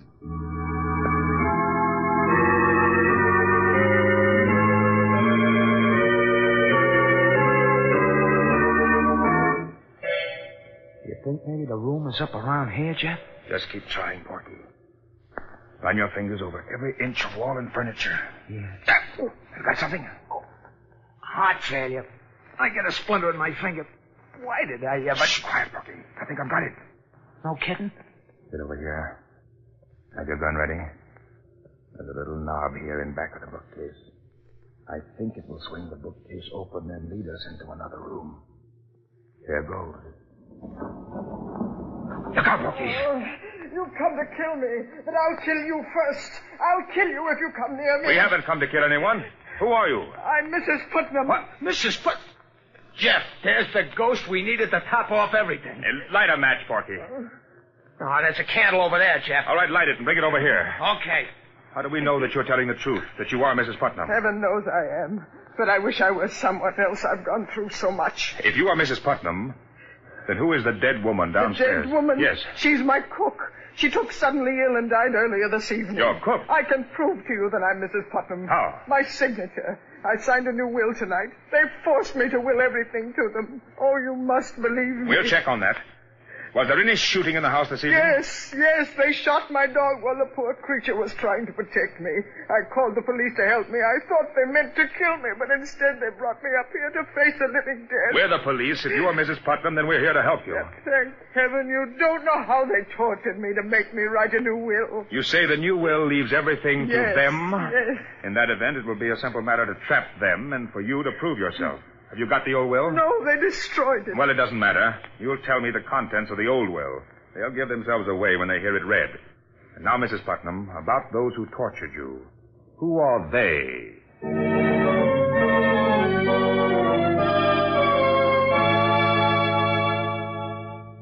I'm grateful to all of you for not objecting to my presence at the reading of this will. Well, having you here, Detective Hanson, is best for all of us. We're really obliged to you for your kindness. Thank you, Miss Putnam. And now, if all of you don't mind, Dr. Holloway, Mr. Putnam, Williamson, Adams, I'll be brief. Oh, Porky, wheel Mr. Putnam's chair a little closer. Right, Jeff. I had the courts appoint me to see that this will is made valid and legal. Now, this is it. I, Martha Putnam, being of sound mind and body, do hereby bequeath my entire fortune and all my worldly goods to Joel Adams, No. my partner. Oh, no, you've made a mistake. Careful, Lois. What did you say, Miss Putnam? That isn't my aunt's last will. Lois. No, I must confess, Miss Putnam, that isn't in your aunt's last will. Then what do you mean by reading that? My aunt left everything to me. Please, Lois. You're right, Lois. I did. In the will you forced me to sign. Mrs. Putnam. Don't move, Doctor. Yes, Lois. I signed a will leaving everything to you. That's true. But only because you and your darling doctor forced me to. Oh, I never dreamed that my own flesh and blood would be that selfish. Just a moment, Mrs. Putnam. The conspiracy to spirit you away and bury the cook in your place was entirely my idea. Don't blame Lois. It was a clever plot, my friends, and it might have worked, but fortunately you made mistakes. By the way, Doctor, does that bandage on your hand cover a nasty bite you got while doing away with the dog? Yes, it does. I confess to everything, Mr. Hanson, but Mrs. Putnam is as much to blame as anyone. Everyone who ever lived in this house hated her. With all the money you had, Mrs. Putnam, you never did one decent thing in your whole life. You distrusted everybody and hurt everybody. And so we plotted to get you out of the way. What a mean Fate woman. was kind enough to provide us with your cook as the means. With your money, we could have gotten something out of life. You'll get life now, all right, without her money.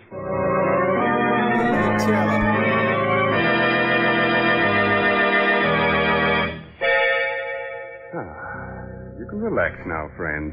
This story is over. But still another plot is being formed for our next session in the inner sanctum. Are we scared? Sure. But what of it? Isn't the villain a great deal more frightened than we? But thanks to clever sleuthing, everything will be solved. And there's one more mystery we may be able to solve for you quite easily. When you don't feel good, when you're low and irritable and the whole world looks black and uninviting, try Carter's Little Liver Pills. Don't give in to that depressed feeling that bogs you down. Go to your nearest drugstore right now and ask for genuine Carter's Little Liver Pills. Regular size, 25 cents.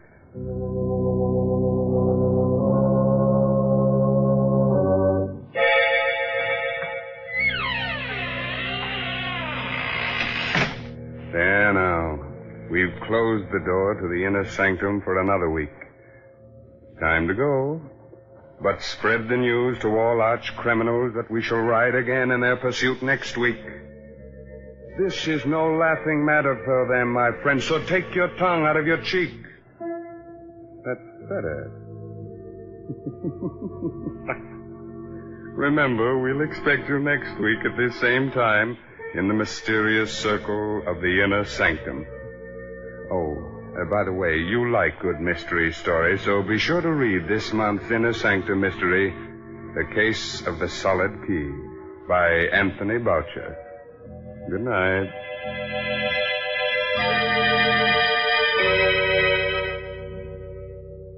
This is the National Broadcasting Company.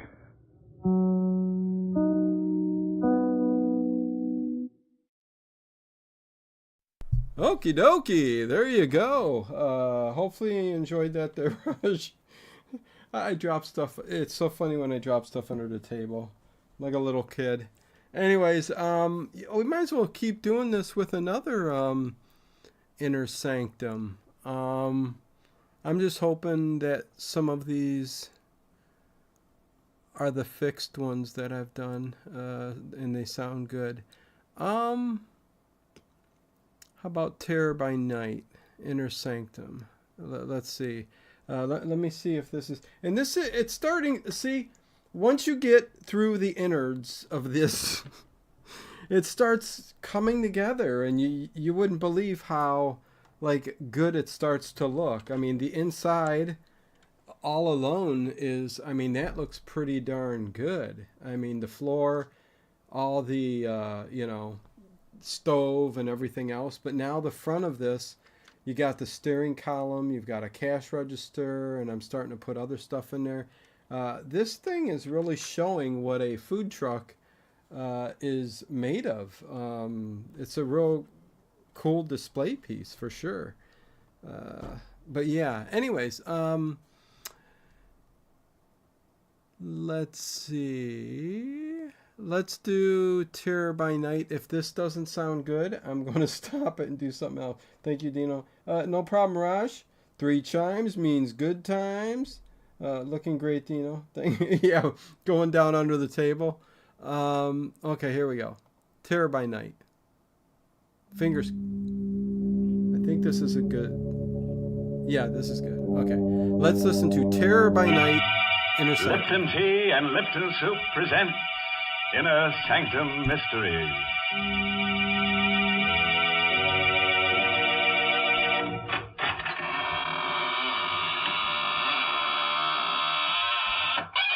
Man, that door's squeaky. Welcome to the shadowy borderland of the squeaking door, all you hardy adventurers. Into the land of the grisly, ghastly, gruesome, horrid, shocking, and monstrous.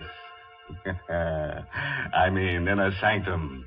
Of course, I assume that we're all old friends here, but if by any chance there's a stranger among us, perhaps I should state the purpose for which we are here assembled. Our object is to make your spine tingle and your hair stand on end.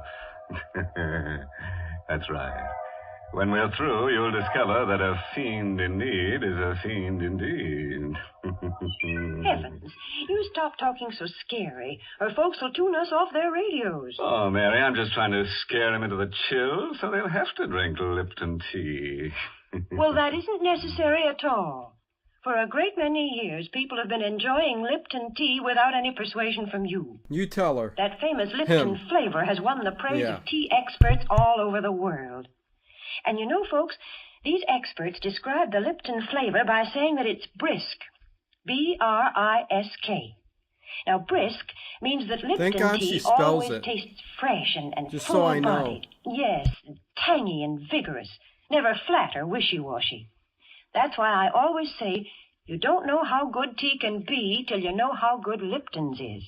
And now, friends, let's go from tea to terror. Let's go to tea Yes, to the title of shining tonight's story tea. is Terror by Night. It's an original radio play by Emil Tepperman. Tell me, have you ever been alone with fear? Alone in the night and frightened? Well, here's Ann Shepard in the role of Linda Dixon to tell us what happened to her. It was a Friday night, and I think I was already a little nervous as I drove north into the mountains. It was the first day of my vacation. I started from the city early enough to arrive before nightfall, but my car was 6 years old and developed motor trouble. So now I was driving through the night with 50 miles more to go, and I was tired and nervous and irritated. And then I heard that siren in the distance. At first I couldn't place it. And then I remembered the state prison was somewhere in the vicinity. The siren. That meant a prisoner had escaped. I reached over and turned on the radio. They were broadcasting an alarm. I repeat, motorists are warned to be on the lookout for Lee Hartley, who escaped from the death cell at State Prison at 9:15 p.m. He is 5'10", dark-haired, regular features, no distinguishing marks. Oh, that Lee Hartley Hartley. is a confirmed killer. He is believed to be armed. Beware of Hartley. He would rather kill than eat. I'd better give you that He again. would rather kill than eat. To be armed. Beware And that man was loose. than eat. It is known I stared ahead at the lonely road spinning toward me through the windshield. it has been established that Hartley was helped to escape from the outside by his sweetheart, Helen Hearn, a red-headed woman just as vicious as Hartley himself. It is thought that Hartley and the Hearn woman may have separated after the escape. All motorists are warned to beware of a dark-haired man and a red-haired woman, alone or together. My hand was shaking a little as I turned off the radio. I looked in the car mirror and shivered. I, too, have red hair.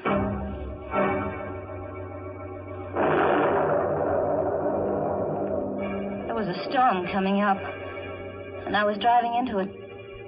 And the night was black And I felt small and lonely and frightened in the car. Then I saw them in the mirror, the headlights sweeping up behind me. A car. It had come out of nowhere. It was pulling alongside, cutting me off. I cowered behind the wheel and then watched the door of that other car open.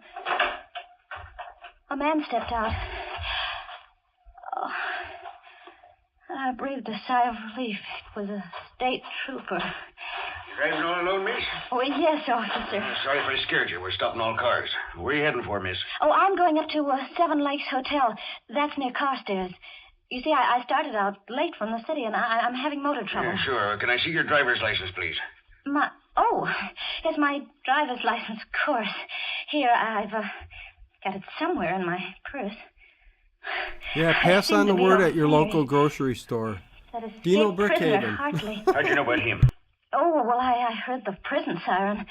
Then it came over the radio about Hartley and his red-haired girlfriend. Say, you've got red hair, too. Well, you don't think I'm that woman. Find that license yet? I'm sure it's in here. So many... Oh, here, I've got it. Here's my license. Thanks. What time did you say you left the city? About 5 o'clock. Took you a long time to get this far. Well, I told you I had motor trouble. Oh, sure did. Okay, Miss Dixon. Here's your license. You can go ahead. Thank you. Oh, darn. There it goes again. More motor trouble. No, it's the same thing the mechanic said it might have. There it started. You want to get that fixed first chance you get? Yeah. It's late, though. All the service stations are closed. Yeah, there's one that's open all night about 2 miles up the road. Oh? You better stop there. Bill Slater's place. He's a good mechanic. Yeah. He'll fix you up. Tell him Joe Nesbitt sent you. Right, thanks, I will. And listen, Miss Dixon. Yeah. You be careful. Don't stop to give anyone a lift, man nor woman. Oh, don't worry, I won't.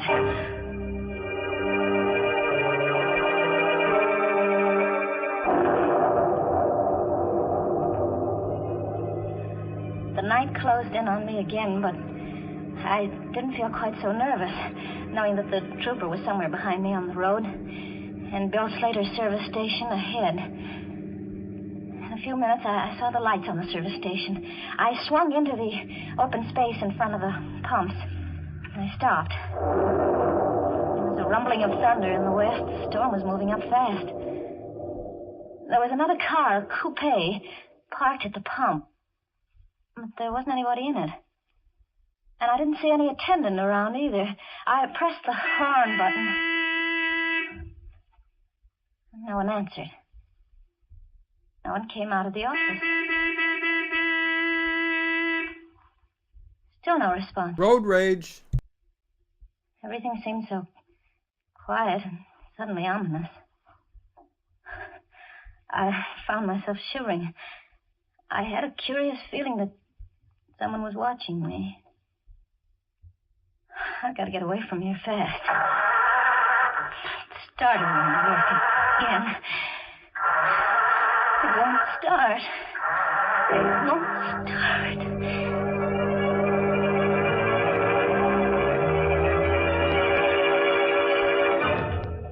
For a long time, I sat behind the wheel, listening for the sound of footsteps stealing up behind the car. There were none. Then I could bear it no longer. I had to get out of the car. I had to see what was in that office. I opened the door of the car and stepped down on the gravel. Anybody in there? No answer. I clenched my fists and stepped inside. There on the floor at my feet lay the body of a man. His mechanic's jumper was stained red with blood, and his throat was cut from ear to ear. How long I stood there, I'll never know. I was petrified, unable to move. unable to take my eyes from the bloody body. What's that? Someone coming downstairs. Hartley? It must be Hartley, the killer. He must have been hiding somewhere upstairs. I've got to get away outside. But how? My car won't run. That other car, the coupe, I could jump into that. Yes. If I could reach that coupe before he comes down. Anything wrong, sister? Too late. Anything I can do for you, sister? Yes, it's my car. It won't start. I thought someone here might help me. Sorry. There doesn't seem to be anybody around. That's my coupe over there.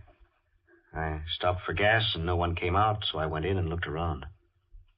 Did you find anyone? There isn't a living soul in there. Oh. You look kind of tired. Oh, no, I'm all right. My name is Taylor. Oh? John Taylor. I'm Linda Dixon. Linda Dixon, huh? Glad to know you. Traveling far tonight? Well, I'm going to Carstairs. Seven Lakes Hotel. They're expecting me. Now, what do you know about that? What? Carstairs is the town I'm heading for, too. Isn't that a coincidence?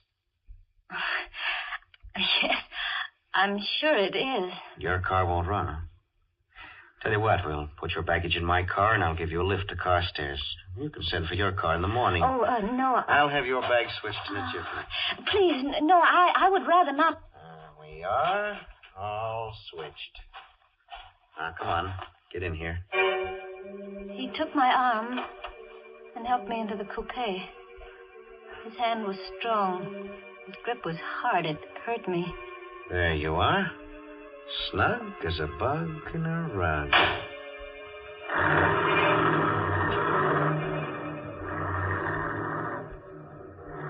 We drove away into the night, leaving behind us the dead man in the service station.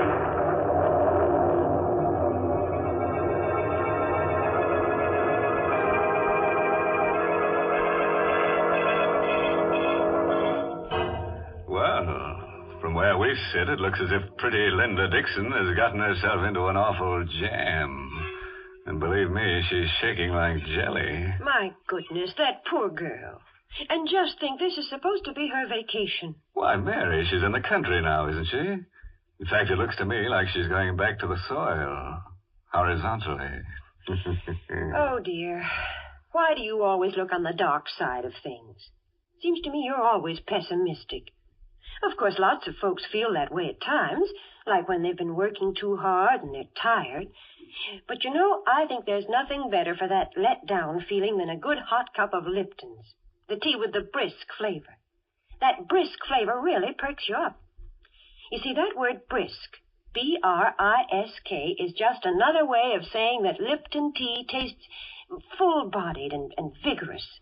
Yes, tangy and spirited, never flat or wishy-washy. So try Lipton's real soon, won't you, folks? Well, now, let's go back and see how pretty little... Oh, boy, Raj. What a question. What I did before this, it's complicated because I've always worked for myself, and I've always found a way to, and I appreciate your comment, multi-talented and all that. I love artistic stuff, but I love old stuff. Let's just put it this way. From an early age, I started thrifting. Then around, oh boy, what year was it?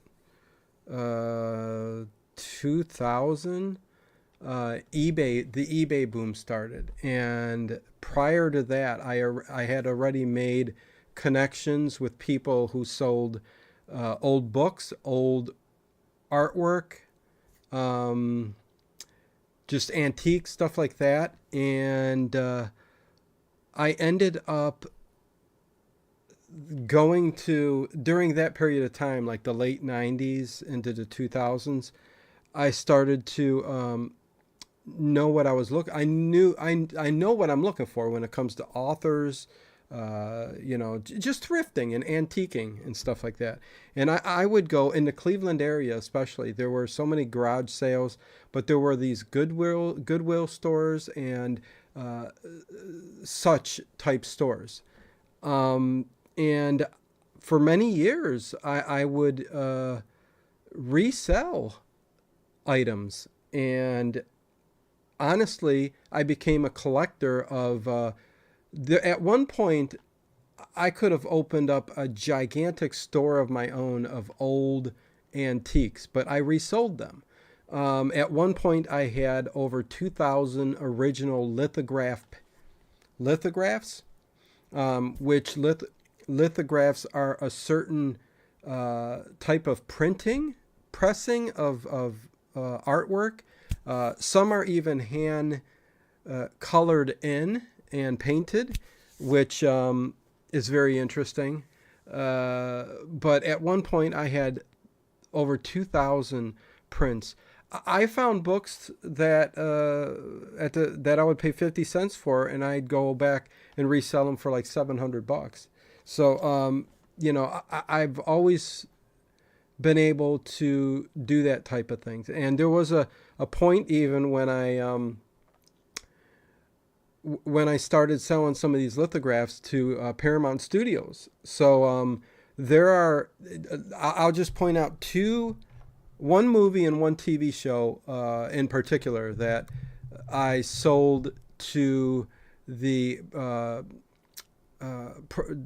prop decorator, the manager that was in charge of decorating the set decorators. The posters that you see in The Lone Ranger, the Johnny Depp movie, The Lone Ranger, if you look in all of the stores that they go into them, and it's an Old West store, the lithographs that they have up on the wall were mine, and I sold them to them, which was really cool. So I can admit, hey, you know what? A piece of what I had is in there, and it was kind of cool. And Hannibal, the TV show.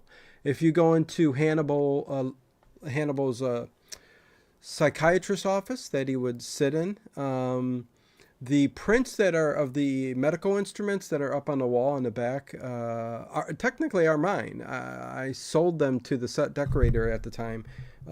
So these are just little things that I've done over the years. And then all of a sudden, I started getting to YouTube, and I was still doing a lot of this stuff. But up until 5 years ago, it's been that long, I just kind of went full-time on YouTube here with the Late Late Horror Show. And I still do some of that stuff every now and then because I do have some of that stuff still collected, and I save it. I never get rid of it. It's probably kind of how, you guys see a lot of these things. There's so many antique toys, books, comics, all kinds of things that I have packed away that I just save. So anyways, that's just a little bit of what I do there. How are you a full-time YouTuber with 5-7? Never too old for Legos. I have another channel. You might want to check it out if you're enjoying listening to what is here. I have another full-time channel called The Late Late Horror Show. The Late Late Horror Show. Go check it out. It's old-time radio shows. It's weekly shows with me and somebody else, Dave Plouffe, who we love doing. But yeah, go check out the Late Late Horror Show. I've been doing that full-time for 5 years. I've been on YouTube for almost 10. So yeah, it's been fun. I'm not going to ever complain, although I do complain, don't I, sometimes, you guys? But anyways, let me get back to Terror by Night so you can listen to this lady. But I thought I'd just talk about that a little bit, Raj Ram, since you talked about that. And listen, now my hobby is Lego, and Listen, and I love aquatics. I've got an African clawed frog over there that I feed all the time, and lots of stuff. Listen, I do a lot of different things. Anyways, Dino, thank you for sharing your story. You are an inspiration to us all. Well, I don't know about that, Raj. I mean, kind words to you, but I listen. I also deal.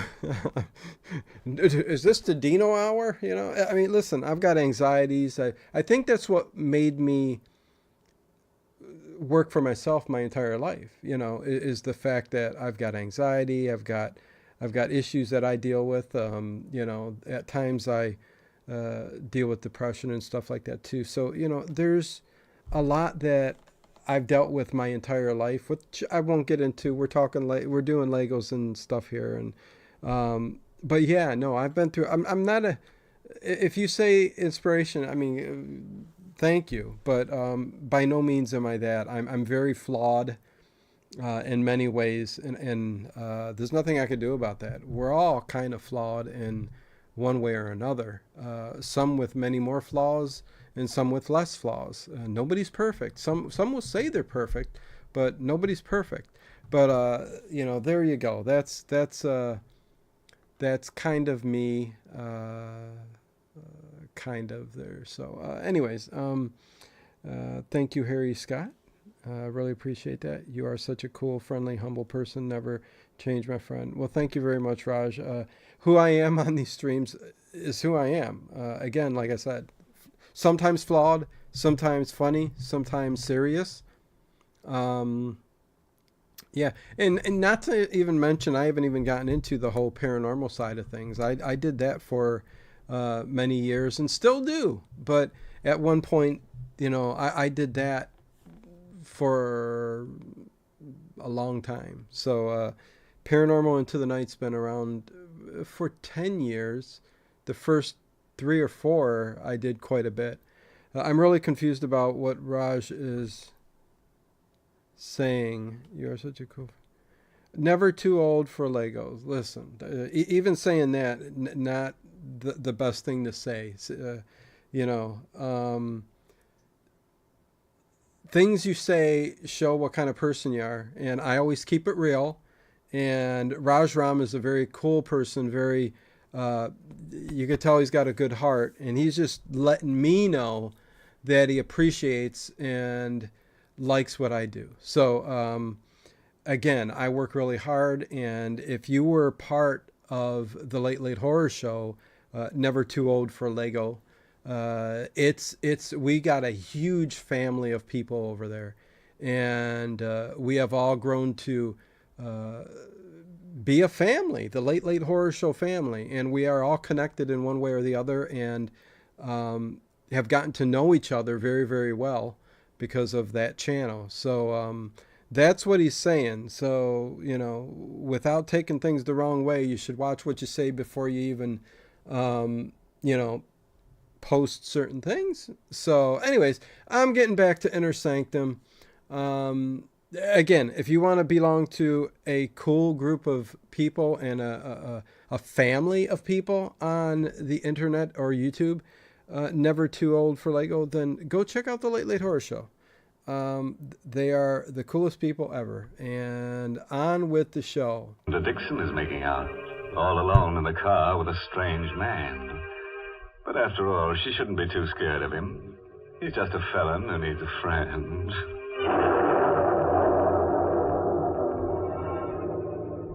The storm broke a few minutes after we left that service station. We drove through sheets of rain. I sat stiff and tense beside the man who called himself John Taylor. He had both hands on the wheel, and he stared out through the windshield. My eyes focused on... I'm already stopping again, D. I'm already stopping again. Your Tom Mix and Tony Rocking Horse too. Listen, some things that used to be worth a whole lot of money is not worth anything, because everybody wants $1 million for what they think is old, but we've come to find out that every son, grandchild has gone into the attic or the garage of their parents or grandparents, and there's multiple of these items, like even what you're talking about.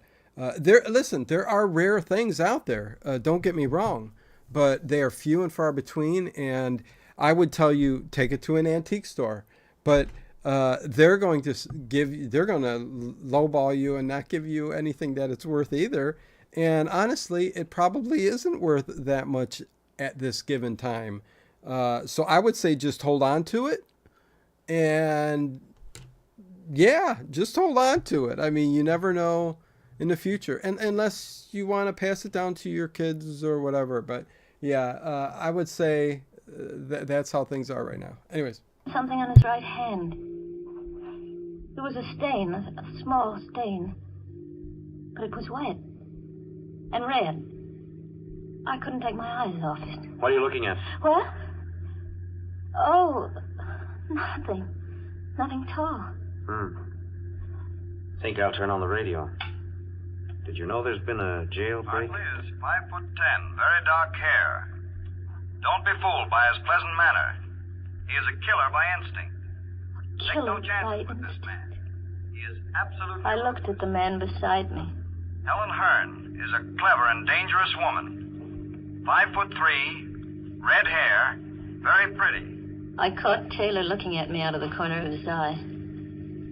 What are you looking at? At your hair. It's red. There was a streak of lightning, and looking out of the rain-swept window, I glimpsed a signpost. The lightning illuminated the sign, and my heart skipped a beat at what I saw. That sign we just passed. What about it? Well, it said Cohogson ahead.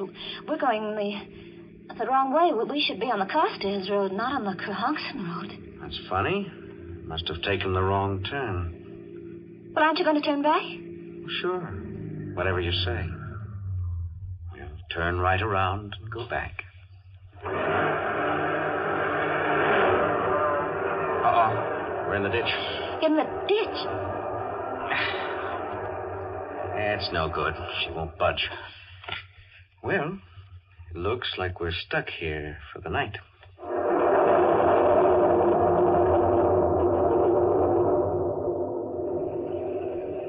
You look scared. Oh, no.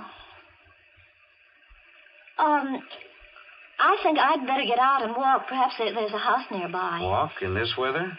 Oh, I don't mind the weather, really. I don't. You can't walk in this storm? Well, nevertheless, I'm going to try. Not on your life.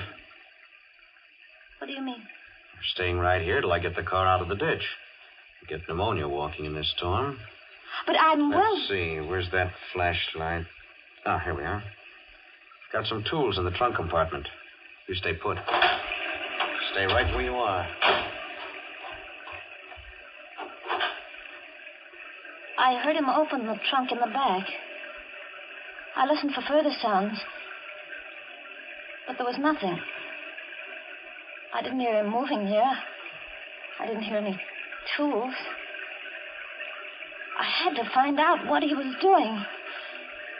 Slowly, carefully, I got my door open.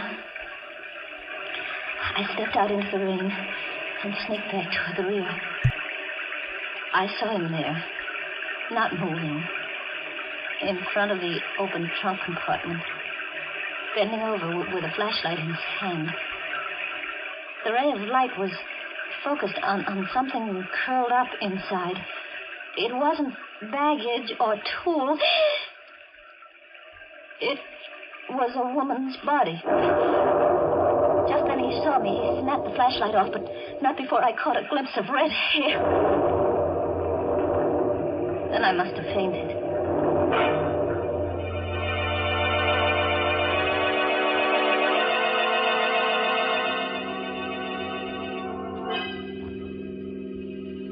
When I came to, I found myself seated inside the car again.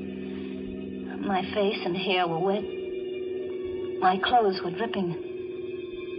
John Taylor was driving. His face as he stared ahead through the night was dark and bleak. The storm was over. Night was quiet. Oh, so you're awake again? I don't feel well. Is it because of what's in the trunk compartment? She's dead. I told you not to get out of the car. What are you going to do with me? What do you think? Please. Sorry, sister. Got to take your medicine. Oh, no. Better not make any trouble. I'll try to make it as easy for you as I can. They say that when a person loses all hope, subconsciously he seeks refuge in sleep. That's what must have happened to me.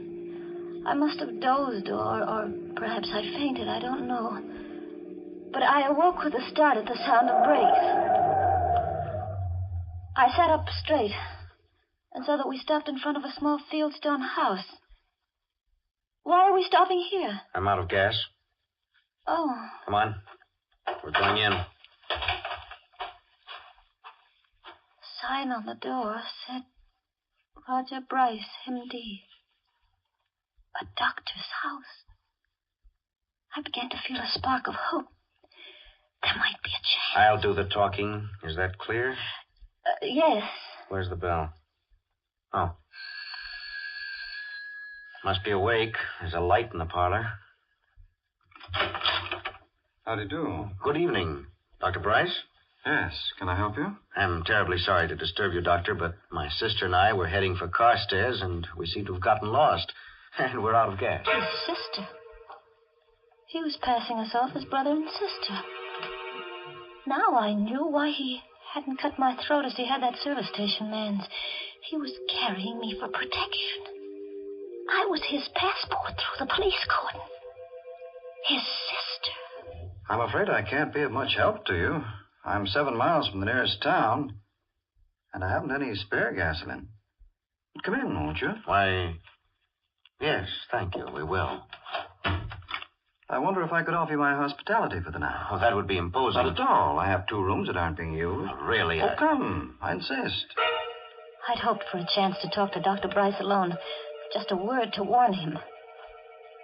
But Taylor never left us alone for a minute. He insisted coming into my room. To make sure, he said, that it was comfortable enough for me. Then he took the doctor by the arm and went out with him. Good night, sis. And sweet dreams. I was alone. Free of the presence of John Taylor. I had another lease on life. I waited, my heart pounding. Give them both a chance to retire. Then I slipped off my shoes, and in my stocking feet, I stole across the room and inched my door open. Slowly, carefully, I stepped out into the corridor and turned right toward the doctor's room. What's the matter, sister? You weren't thinking of going anywhere, were you? I wanted a drink of water. A drink of water, huh? In case you didn't know it, there's a water pitcher on your dresser. Oh, I didn't see it. Good night, sister. I turned around and went back into my room. It was no use. If I attempted to warn Dr. Bryce, Taylor would probably kill us both. I turned out the light in my room. I knew he was watching my transom. Then I lay down on the bed.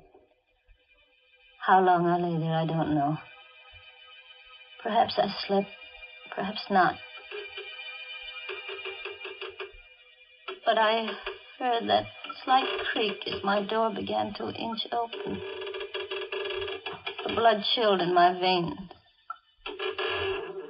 Slowly, the door came open.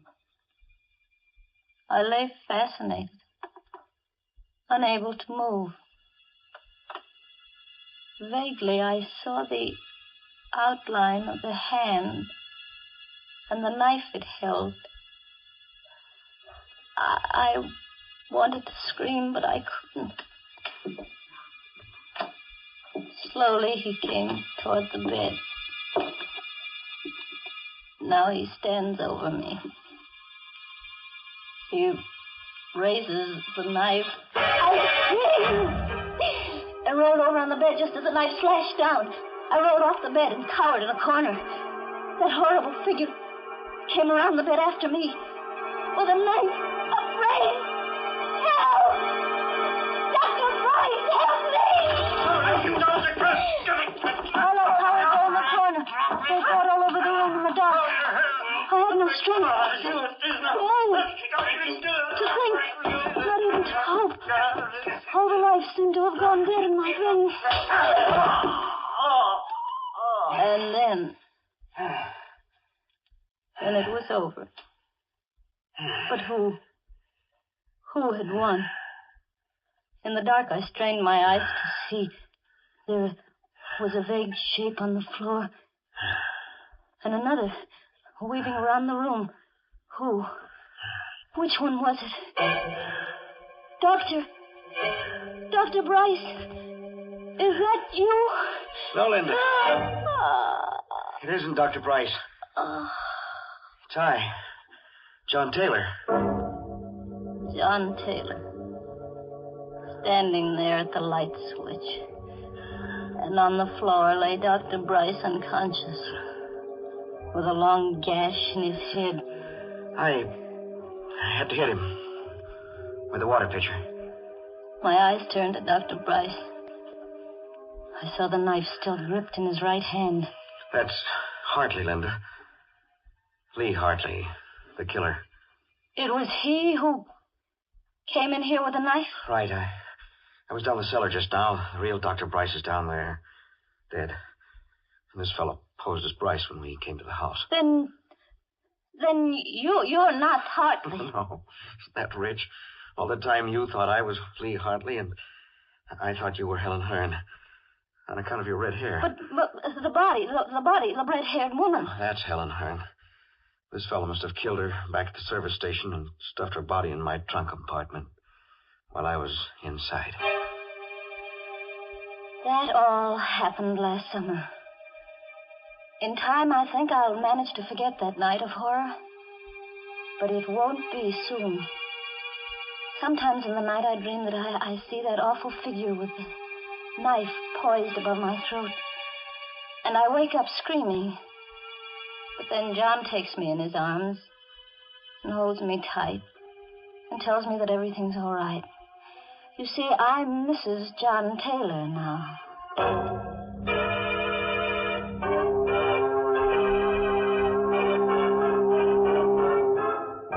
Well, what do you know? A happy ending. As for Mr. Hartley, that pleasant killer, he got what he deserved. Yes, some people never know when they're well off. He should have stayed in jail, where they never raise your rent, where they make no charge for meals or for electric current. You see, when you're in jail, everything is free, except you. You know, Mr. Host, that's the first happy ending we've had in a long, long time. And I must say I enjoyed it. Ah, those lovebirds shouldn't have gotten married. It's bad for business, Mary. Now, when she wakes up screaming from a nightmare, she reaches for her husband instead of a hot cup of a Lipton tea. Well, I'm glad she has a husband to comfort her. There are plenty of other occasions, Mr. Host, when Lipton's tea is welcome. And I don't mean just at meal times either. Lipton's is grand between meals. And, of course, it's the perfect beverage to serve when friends and neighbors drop in to visit you. Yes, I guess that's why more people serve Lipton tea than any other brand. And now a word of caution to all amateur detectives. They say that if you give a criminal enough rope, he'll hang himself. But if you give some criminals enough rope, they might tie you up. Oh, by the way, this month's Inner Sanctum mystery novel is Puzzle for Wantons by Patrick Quentin. Yes, and next week's Inner Sanctum story, directed by Hyman Brown and brought to you by Lipton Tea and Lipton Soup. Next week's story is about a lonely man who falls in love with a mannequin in a store window. Oh, gee, fella wants a real girl, so he tries to make her come to life. And what do you know? He finds he has to kill her first. Well, Well, now it's time to close the squeaking door, so good night. Pleasant dreams.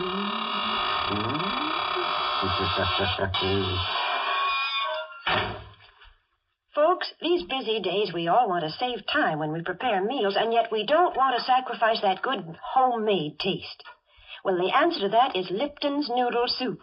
You see, Lipton's takes no time to prepare, and yet it has a real fresh-cooked chickeny flavor. Yes, it tastes just like the chicken noodle soup you'd make right in your own home.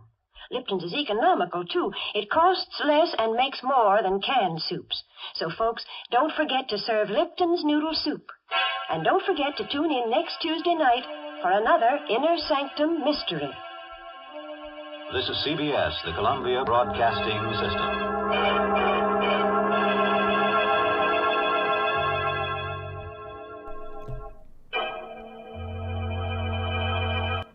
Okay, this sucker's starting to come together. What a story to tell their kids and grandkids.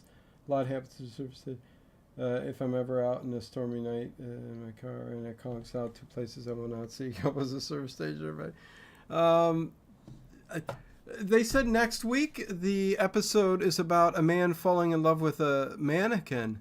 That would be, let's see. Is it the next one I got in the series is The Lonely Sleep? I might have to play that just to see if that's it, because I want to hear that story. One more story, one more Inner Sanctum show, and then I will call it a night. But I think I got enough. And it's coming together good. The next thing I'm making is the license plate. But I want to finish this bag out at least, and then, yeah, look at that. It's starting to come together. So, yeah. So let me play one more. I think I have to see if this is it. I have the shows in order of air date. Let's see.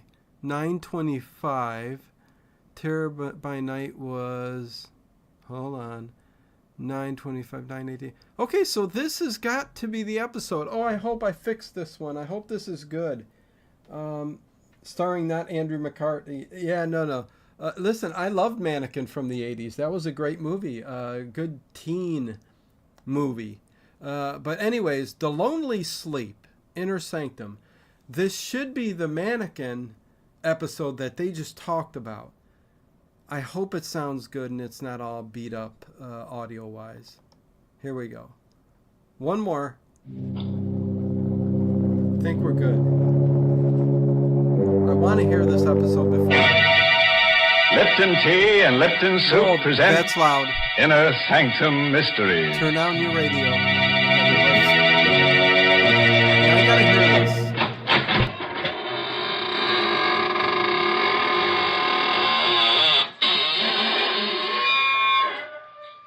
Good evening, friends of the Inner Sanctum. This is your host at the squeaking door again. Just slither in and let me dispel your weariness with a bit of eeriness, Oh, no, please. Don't sit in that chair. I'm saving it for rigor mortis to set in. Oh, dear. I see this is going to be one of those nights when my favorite character gets killed. Yes, Mary, but don't scream blue murder because this is a corpse of a different color. Well, if it's going to be that kind of a story, I'd better tell folks about something cheerful first. Yes, I mean Lipton tea. Lipton's is such a friendly, welcome drink. And that's because of its brisk flavor. Now, that word brisk is important. It means that Lipton tea always tastes fresh and full-bodied, tangy and vigorous. It's never flat or wishy-washy. That's the reason why Lipton seems to make good food taste better, and why Lipton tea is the perfect beverage to serve when you're entertaining friends. So even if you're not a regular tea drinker, you should try Lipton's. That brisk flavor makes all the difference in the world. And now let's leave the world, temporarily, of course. Tonight's story is called The Lonely Sleep. It's an original radio play by Christopher Mayle, who scribbled it during a nightmare. And our star is Carl Swenson, who plays the role of Archie Gold. Murder is a specter which nudges all of us, anywhere. Most of us will never murder. But can any of us say we never will? Certainly Archie Gold, 30-ish, bald and mild-mannered, never thought he would murder. Archie was the window display man for Greg's department store. Yes. At night, the store is a fantastic nightmare of eerie shadows, covered showcases, cavernous depths, and dank, stale odors, with only his own hollow footsteps for sound, because windows are dressed at night. It's night now, and Archie's busy in his storeroom crating his favorite mannequin for shipment to the mannequin factory. Being a lonely man, he talks to the mannequin. And being in love with Esther Newman of the store's accounting office, he naturally calls his favorite mannequin Esther. You've been very mean to me, Esther. The last time I asked you to go out with me, you snickered at me. That's not nice. That's why I had to do this to you. Archie tucked Esther's smooth pink torso into a crate. There. Perfect fit, darling. Perfect. Then Archie wrapped Esther's slim legs and arms in excelsior, tucked them into another crate. So, you wouldn't put your arms around me, darling. Well, you won't get another chance. Then Archie picked up Esther's pretty head and placed it on his workbench. Oh, Esther. I'm so lonely. Why don't people talk to me? Why can't I be popular? What's wrong with me? Why don't you go out with me? What Archie never dreamed was that the real Esther Newman was at that moment slamming the last of her monthly report books closed, clicking off the light, and starting out of the finance office toward the rear door of the store. Oh, Esther, I want to tell you. She stopped by Archie's half-open door when she hears his voice. No, listen to me, Esther, darling. I am making enough money here to buy us a little place over in Jersey. See, all my life I wanted to love someone like you. You're so beautiful. You will marry me, won't you, darling? Why, Archie, go. Sitting there proposing to a dummy, and the dummy's name is Esther. What a coincidence.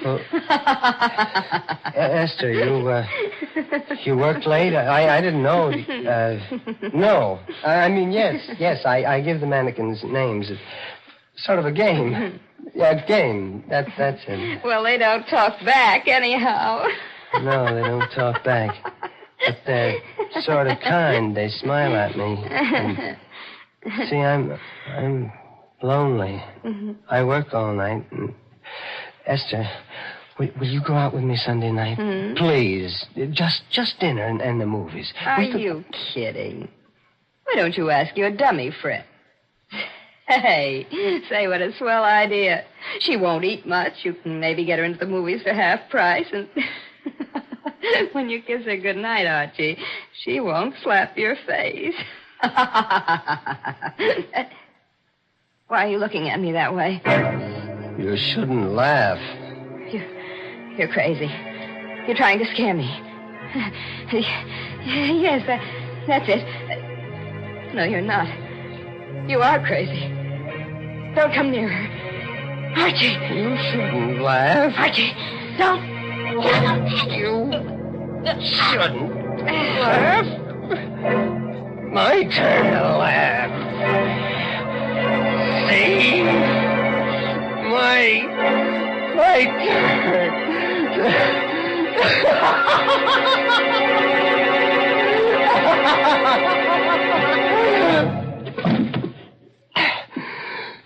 You shouldn't laugh.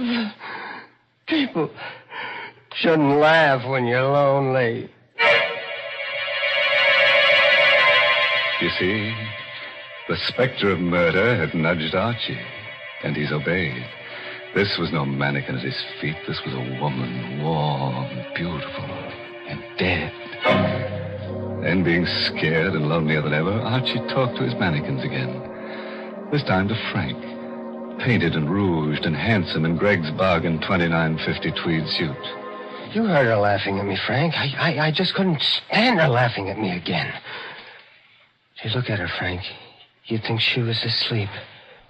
Her neck's broken. See, what am I going to do with her? This is a good episode. I gotta think. Gotta hide her. Gotta dress the front window, too. The window. Sale of cozy kitten mattresses starts tomorrow. It's a big sale. Sleep on a cozy kitten. I've got it, Frank. The window. I've put her in the window on a cozy kitten mattress, and nobody will know. And then tomorrow night...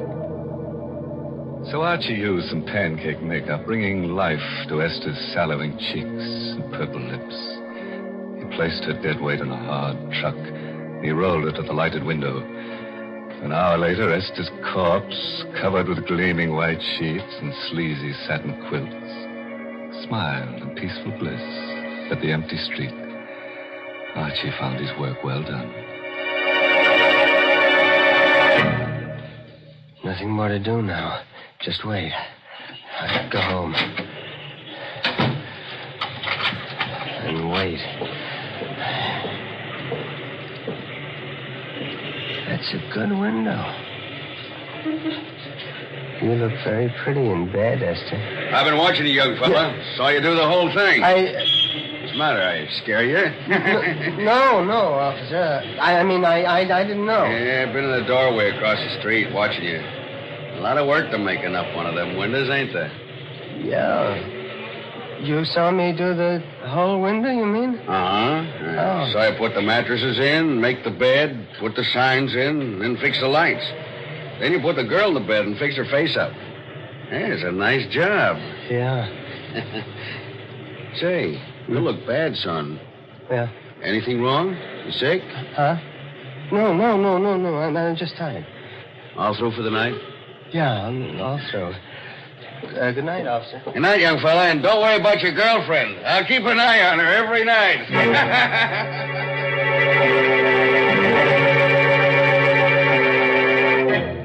So Archie went home, as you or I might have done. And because he'd been too busy setting his little post-mortem stage, the impact of his crime began to seep through only as he neared his rooming house. Maybe the girl in the doorway he passed started him thinking because she laughed. Are you kidding? Just a girl and a date. But you can't blame Archie for hurrying. You would have thought it was Esther, too. Archie hurried. He hurried to the rooming house. He raced up the steps. He had to get to his room, get in and close the door of the world. Close the door. That's it. They can't laugh at me here. They won't find me here. This is my room. Nerves. Stupid running like that. I've got to act normal. Sure, just like nothing happened. I couldn't help it. She made me do it. No, forget about it. Why, Archie, gold. No. You can't laugh now. You're... I'm dead, Archie. Yes, in a way. I'm in Greg's department store. I don't believe in ghosts. It's just my mind, my imagination. That's right, Archie. You're too clever to believe in ghosts. I'm not a ghost, Archie. Thank you all. I'm in your Thanks for mind. being here. I'm part of you now. Part of you. Get out! I'll drive you out. Oh, no, Archie. You can't. Unless, Archie. Unless you replace me with someone else.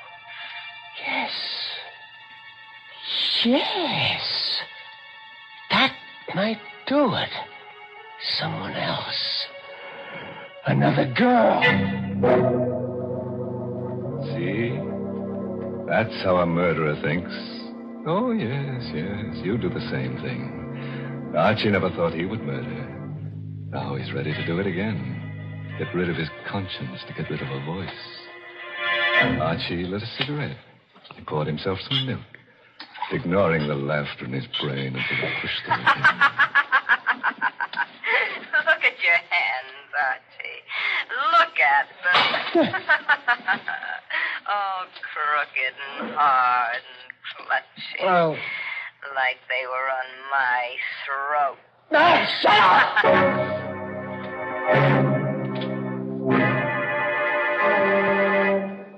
Archie threw himself on the bed and jammed the pillow against his ears. Fell into a dream worse than reality. Hello?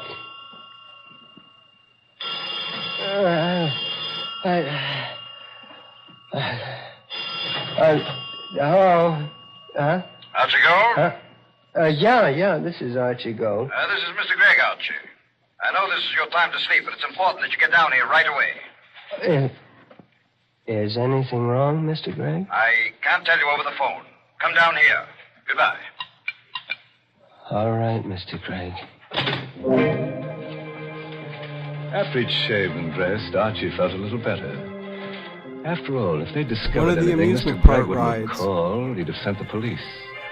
Feeling of confidence stayed with him until he stood across the street from Gregg's. He lost it then. It dropped with a sickening pain about his heart and a dry pinching about his lips.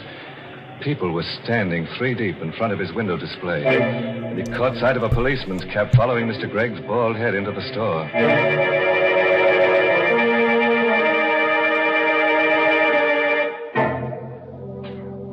Well, were you thinking of going window shopping tomorrow?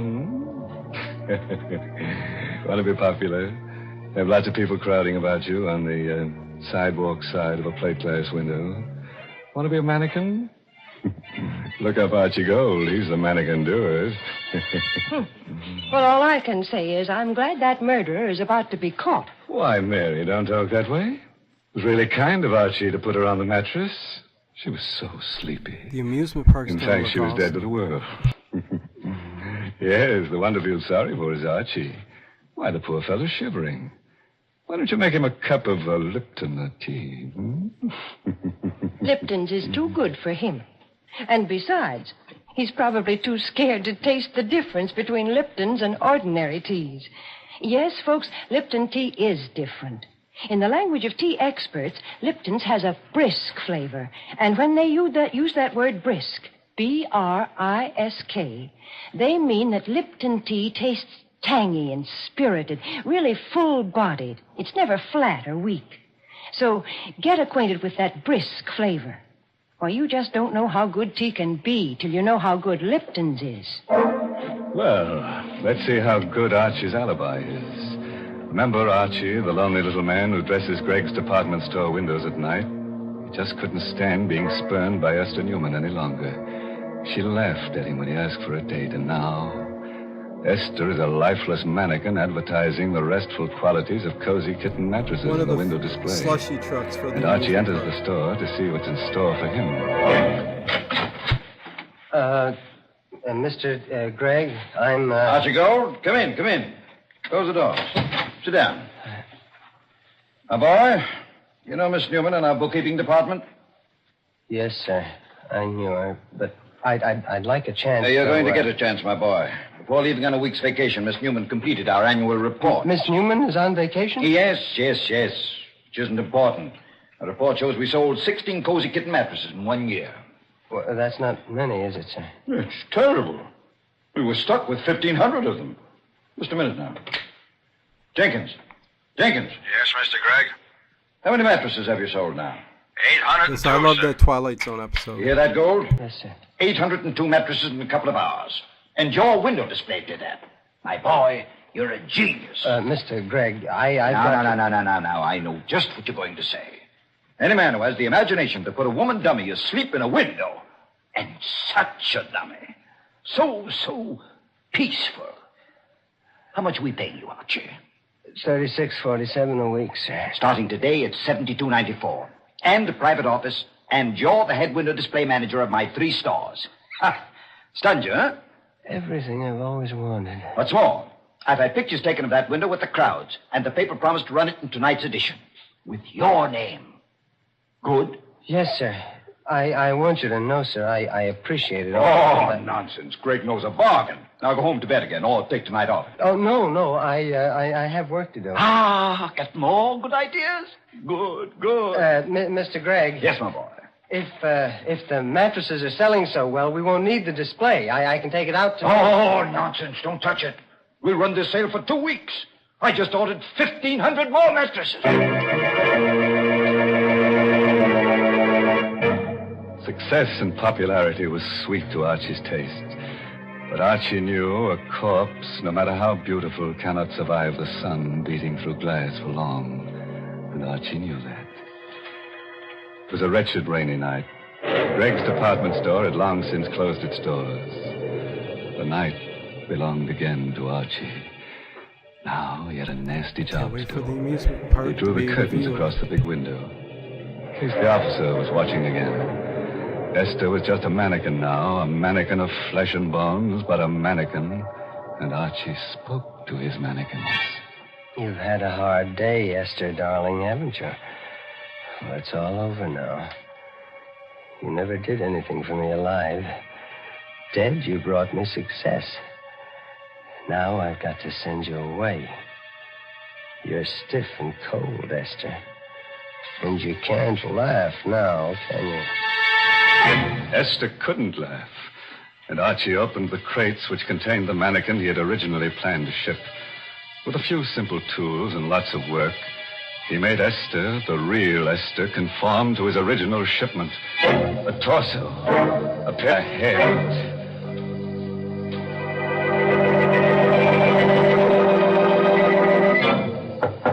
Yeah. Who? Oh, that's the alley door. Somebody's there. Gee, a cop, maybe. I've got to act natural. After all, she's well hidden. Could I come in? Please, I'm so wet and tired. Girl. It's a girl. Yes. Come in. Get out of that rain. Thanks. Why, you poor kid, you're soaked. Come into the workshop. I've got a heater in there. Gosh, thanks. She was sent to me. Someone to take Esther's place.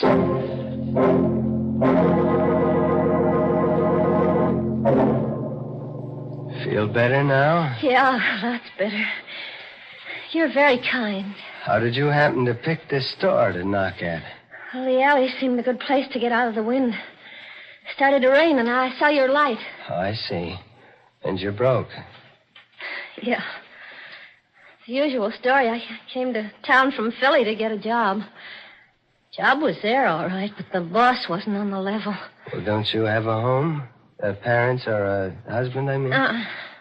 Oh, that's no. a shame. Look, stay right there now. I'll be right back. You're not leaving me, are you? No, I'm going to get a blanket to put across your shoulders. I'll be right back.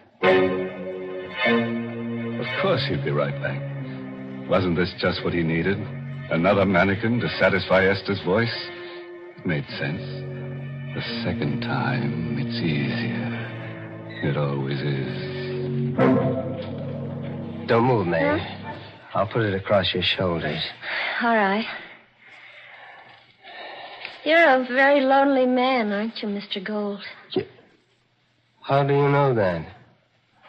Because I like you. How does that prove I'm lonely? I like lonely people. Why? Because I'm terribly lonely myself. I got some coffee in the thermos here. I'll get you some. I like it here. I like to look at the mannequins, especially that handsome one there. What do you call him? What do you mean, call him? Well, you must talk to him. I would. You're wonderful. You understand.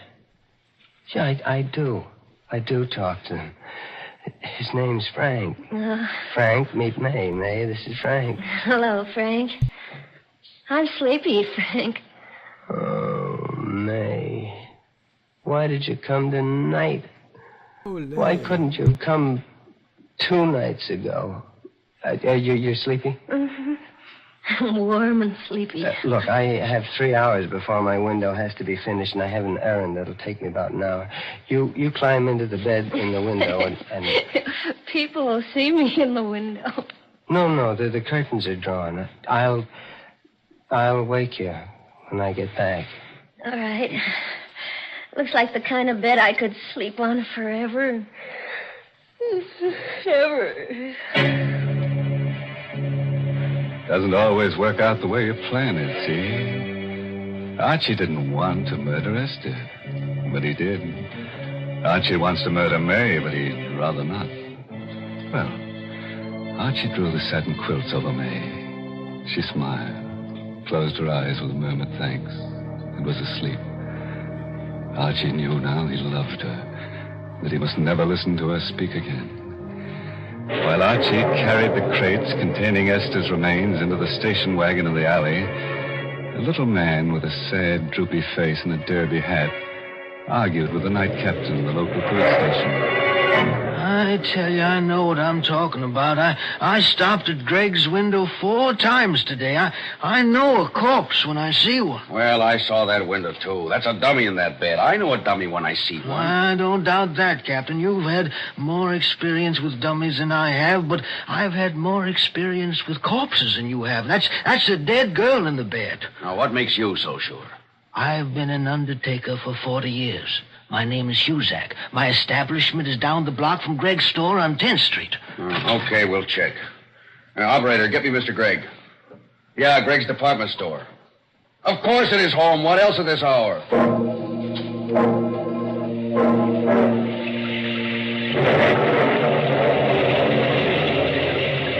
Archie had a plan. Excitement gripped him.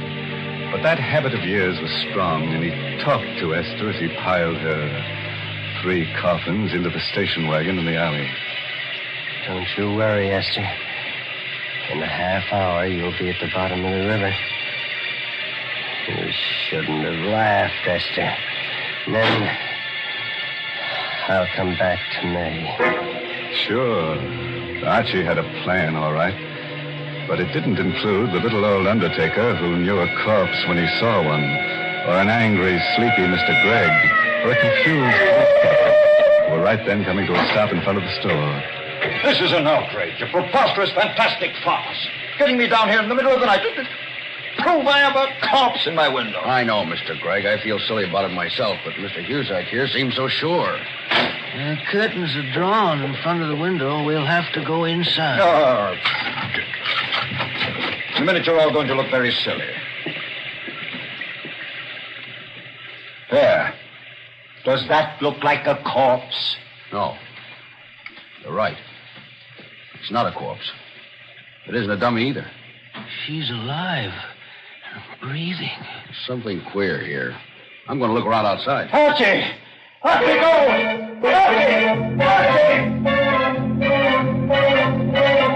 Archie didn't hear himself being paged. But at the entrance of the alley, he saw the police car in front, and he heard the police captain shouting from the sidewalk. That was when Archie decided it was better to be lonely. The lonelier, the better. They found out. That's the police. They found out. Hey, you! Right now. Got to. They won't catch me. They won't. Got the lights red. I gotta go through. Faster. Faster. Why can't it go faster? The truck. Turn right. Turn!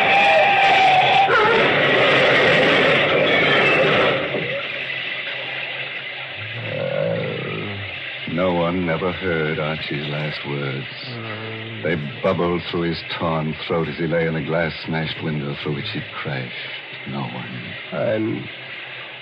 I'm so lonely. May.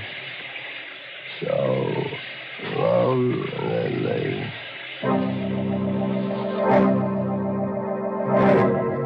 Well, Gregg, here's your Archie Gold. Bet those crates will be interesting. Awful. Yeah, quite a mess. No one was cruel enough to point out a gruesome bit of grisly humor. The lonely little man who'd spent so much time in display windows had created his final masterpiece. Archie had decorated his last window in Huzak's funeral parlor.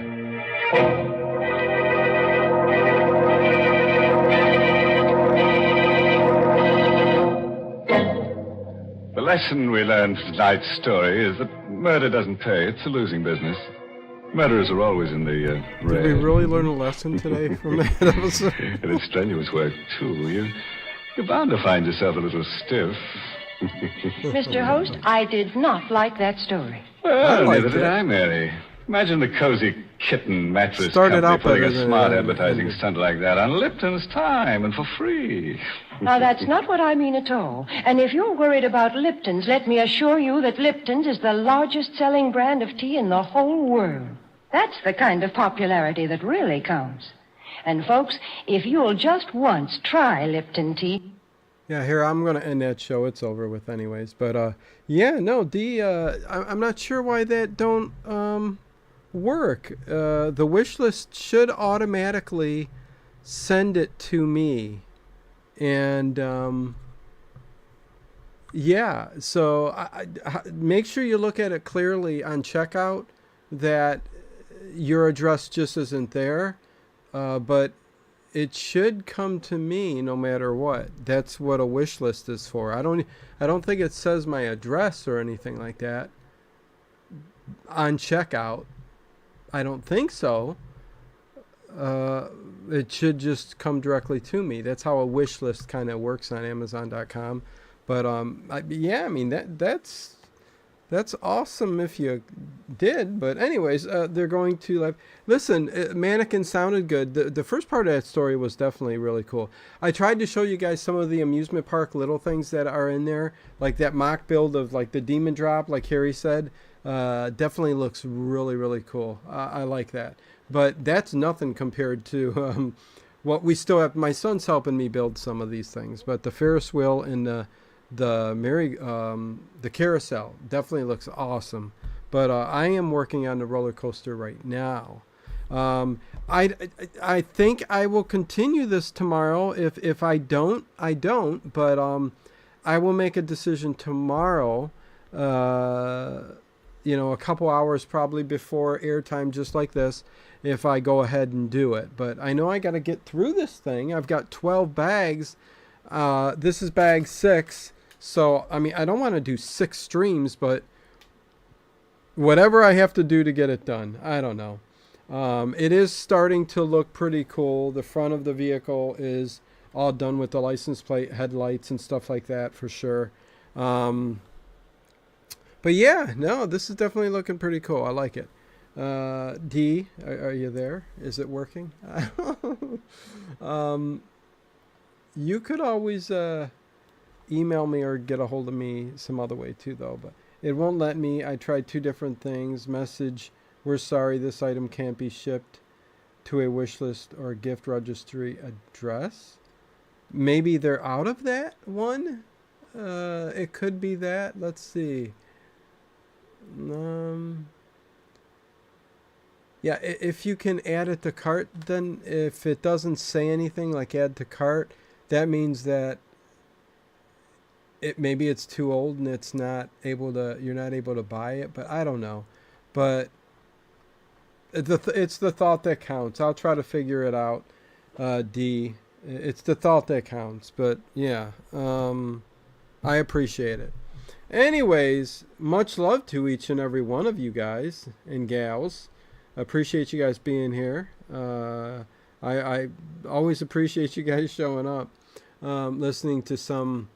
I tell you what, the Giallo collection on there, that looks good. But there's some Lego stuff on there too. So I'd really like some of those. But that's why it's called a wish list. Anyways.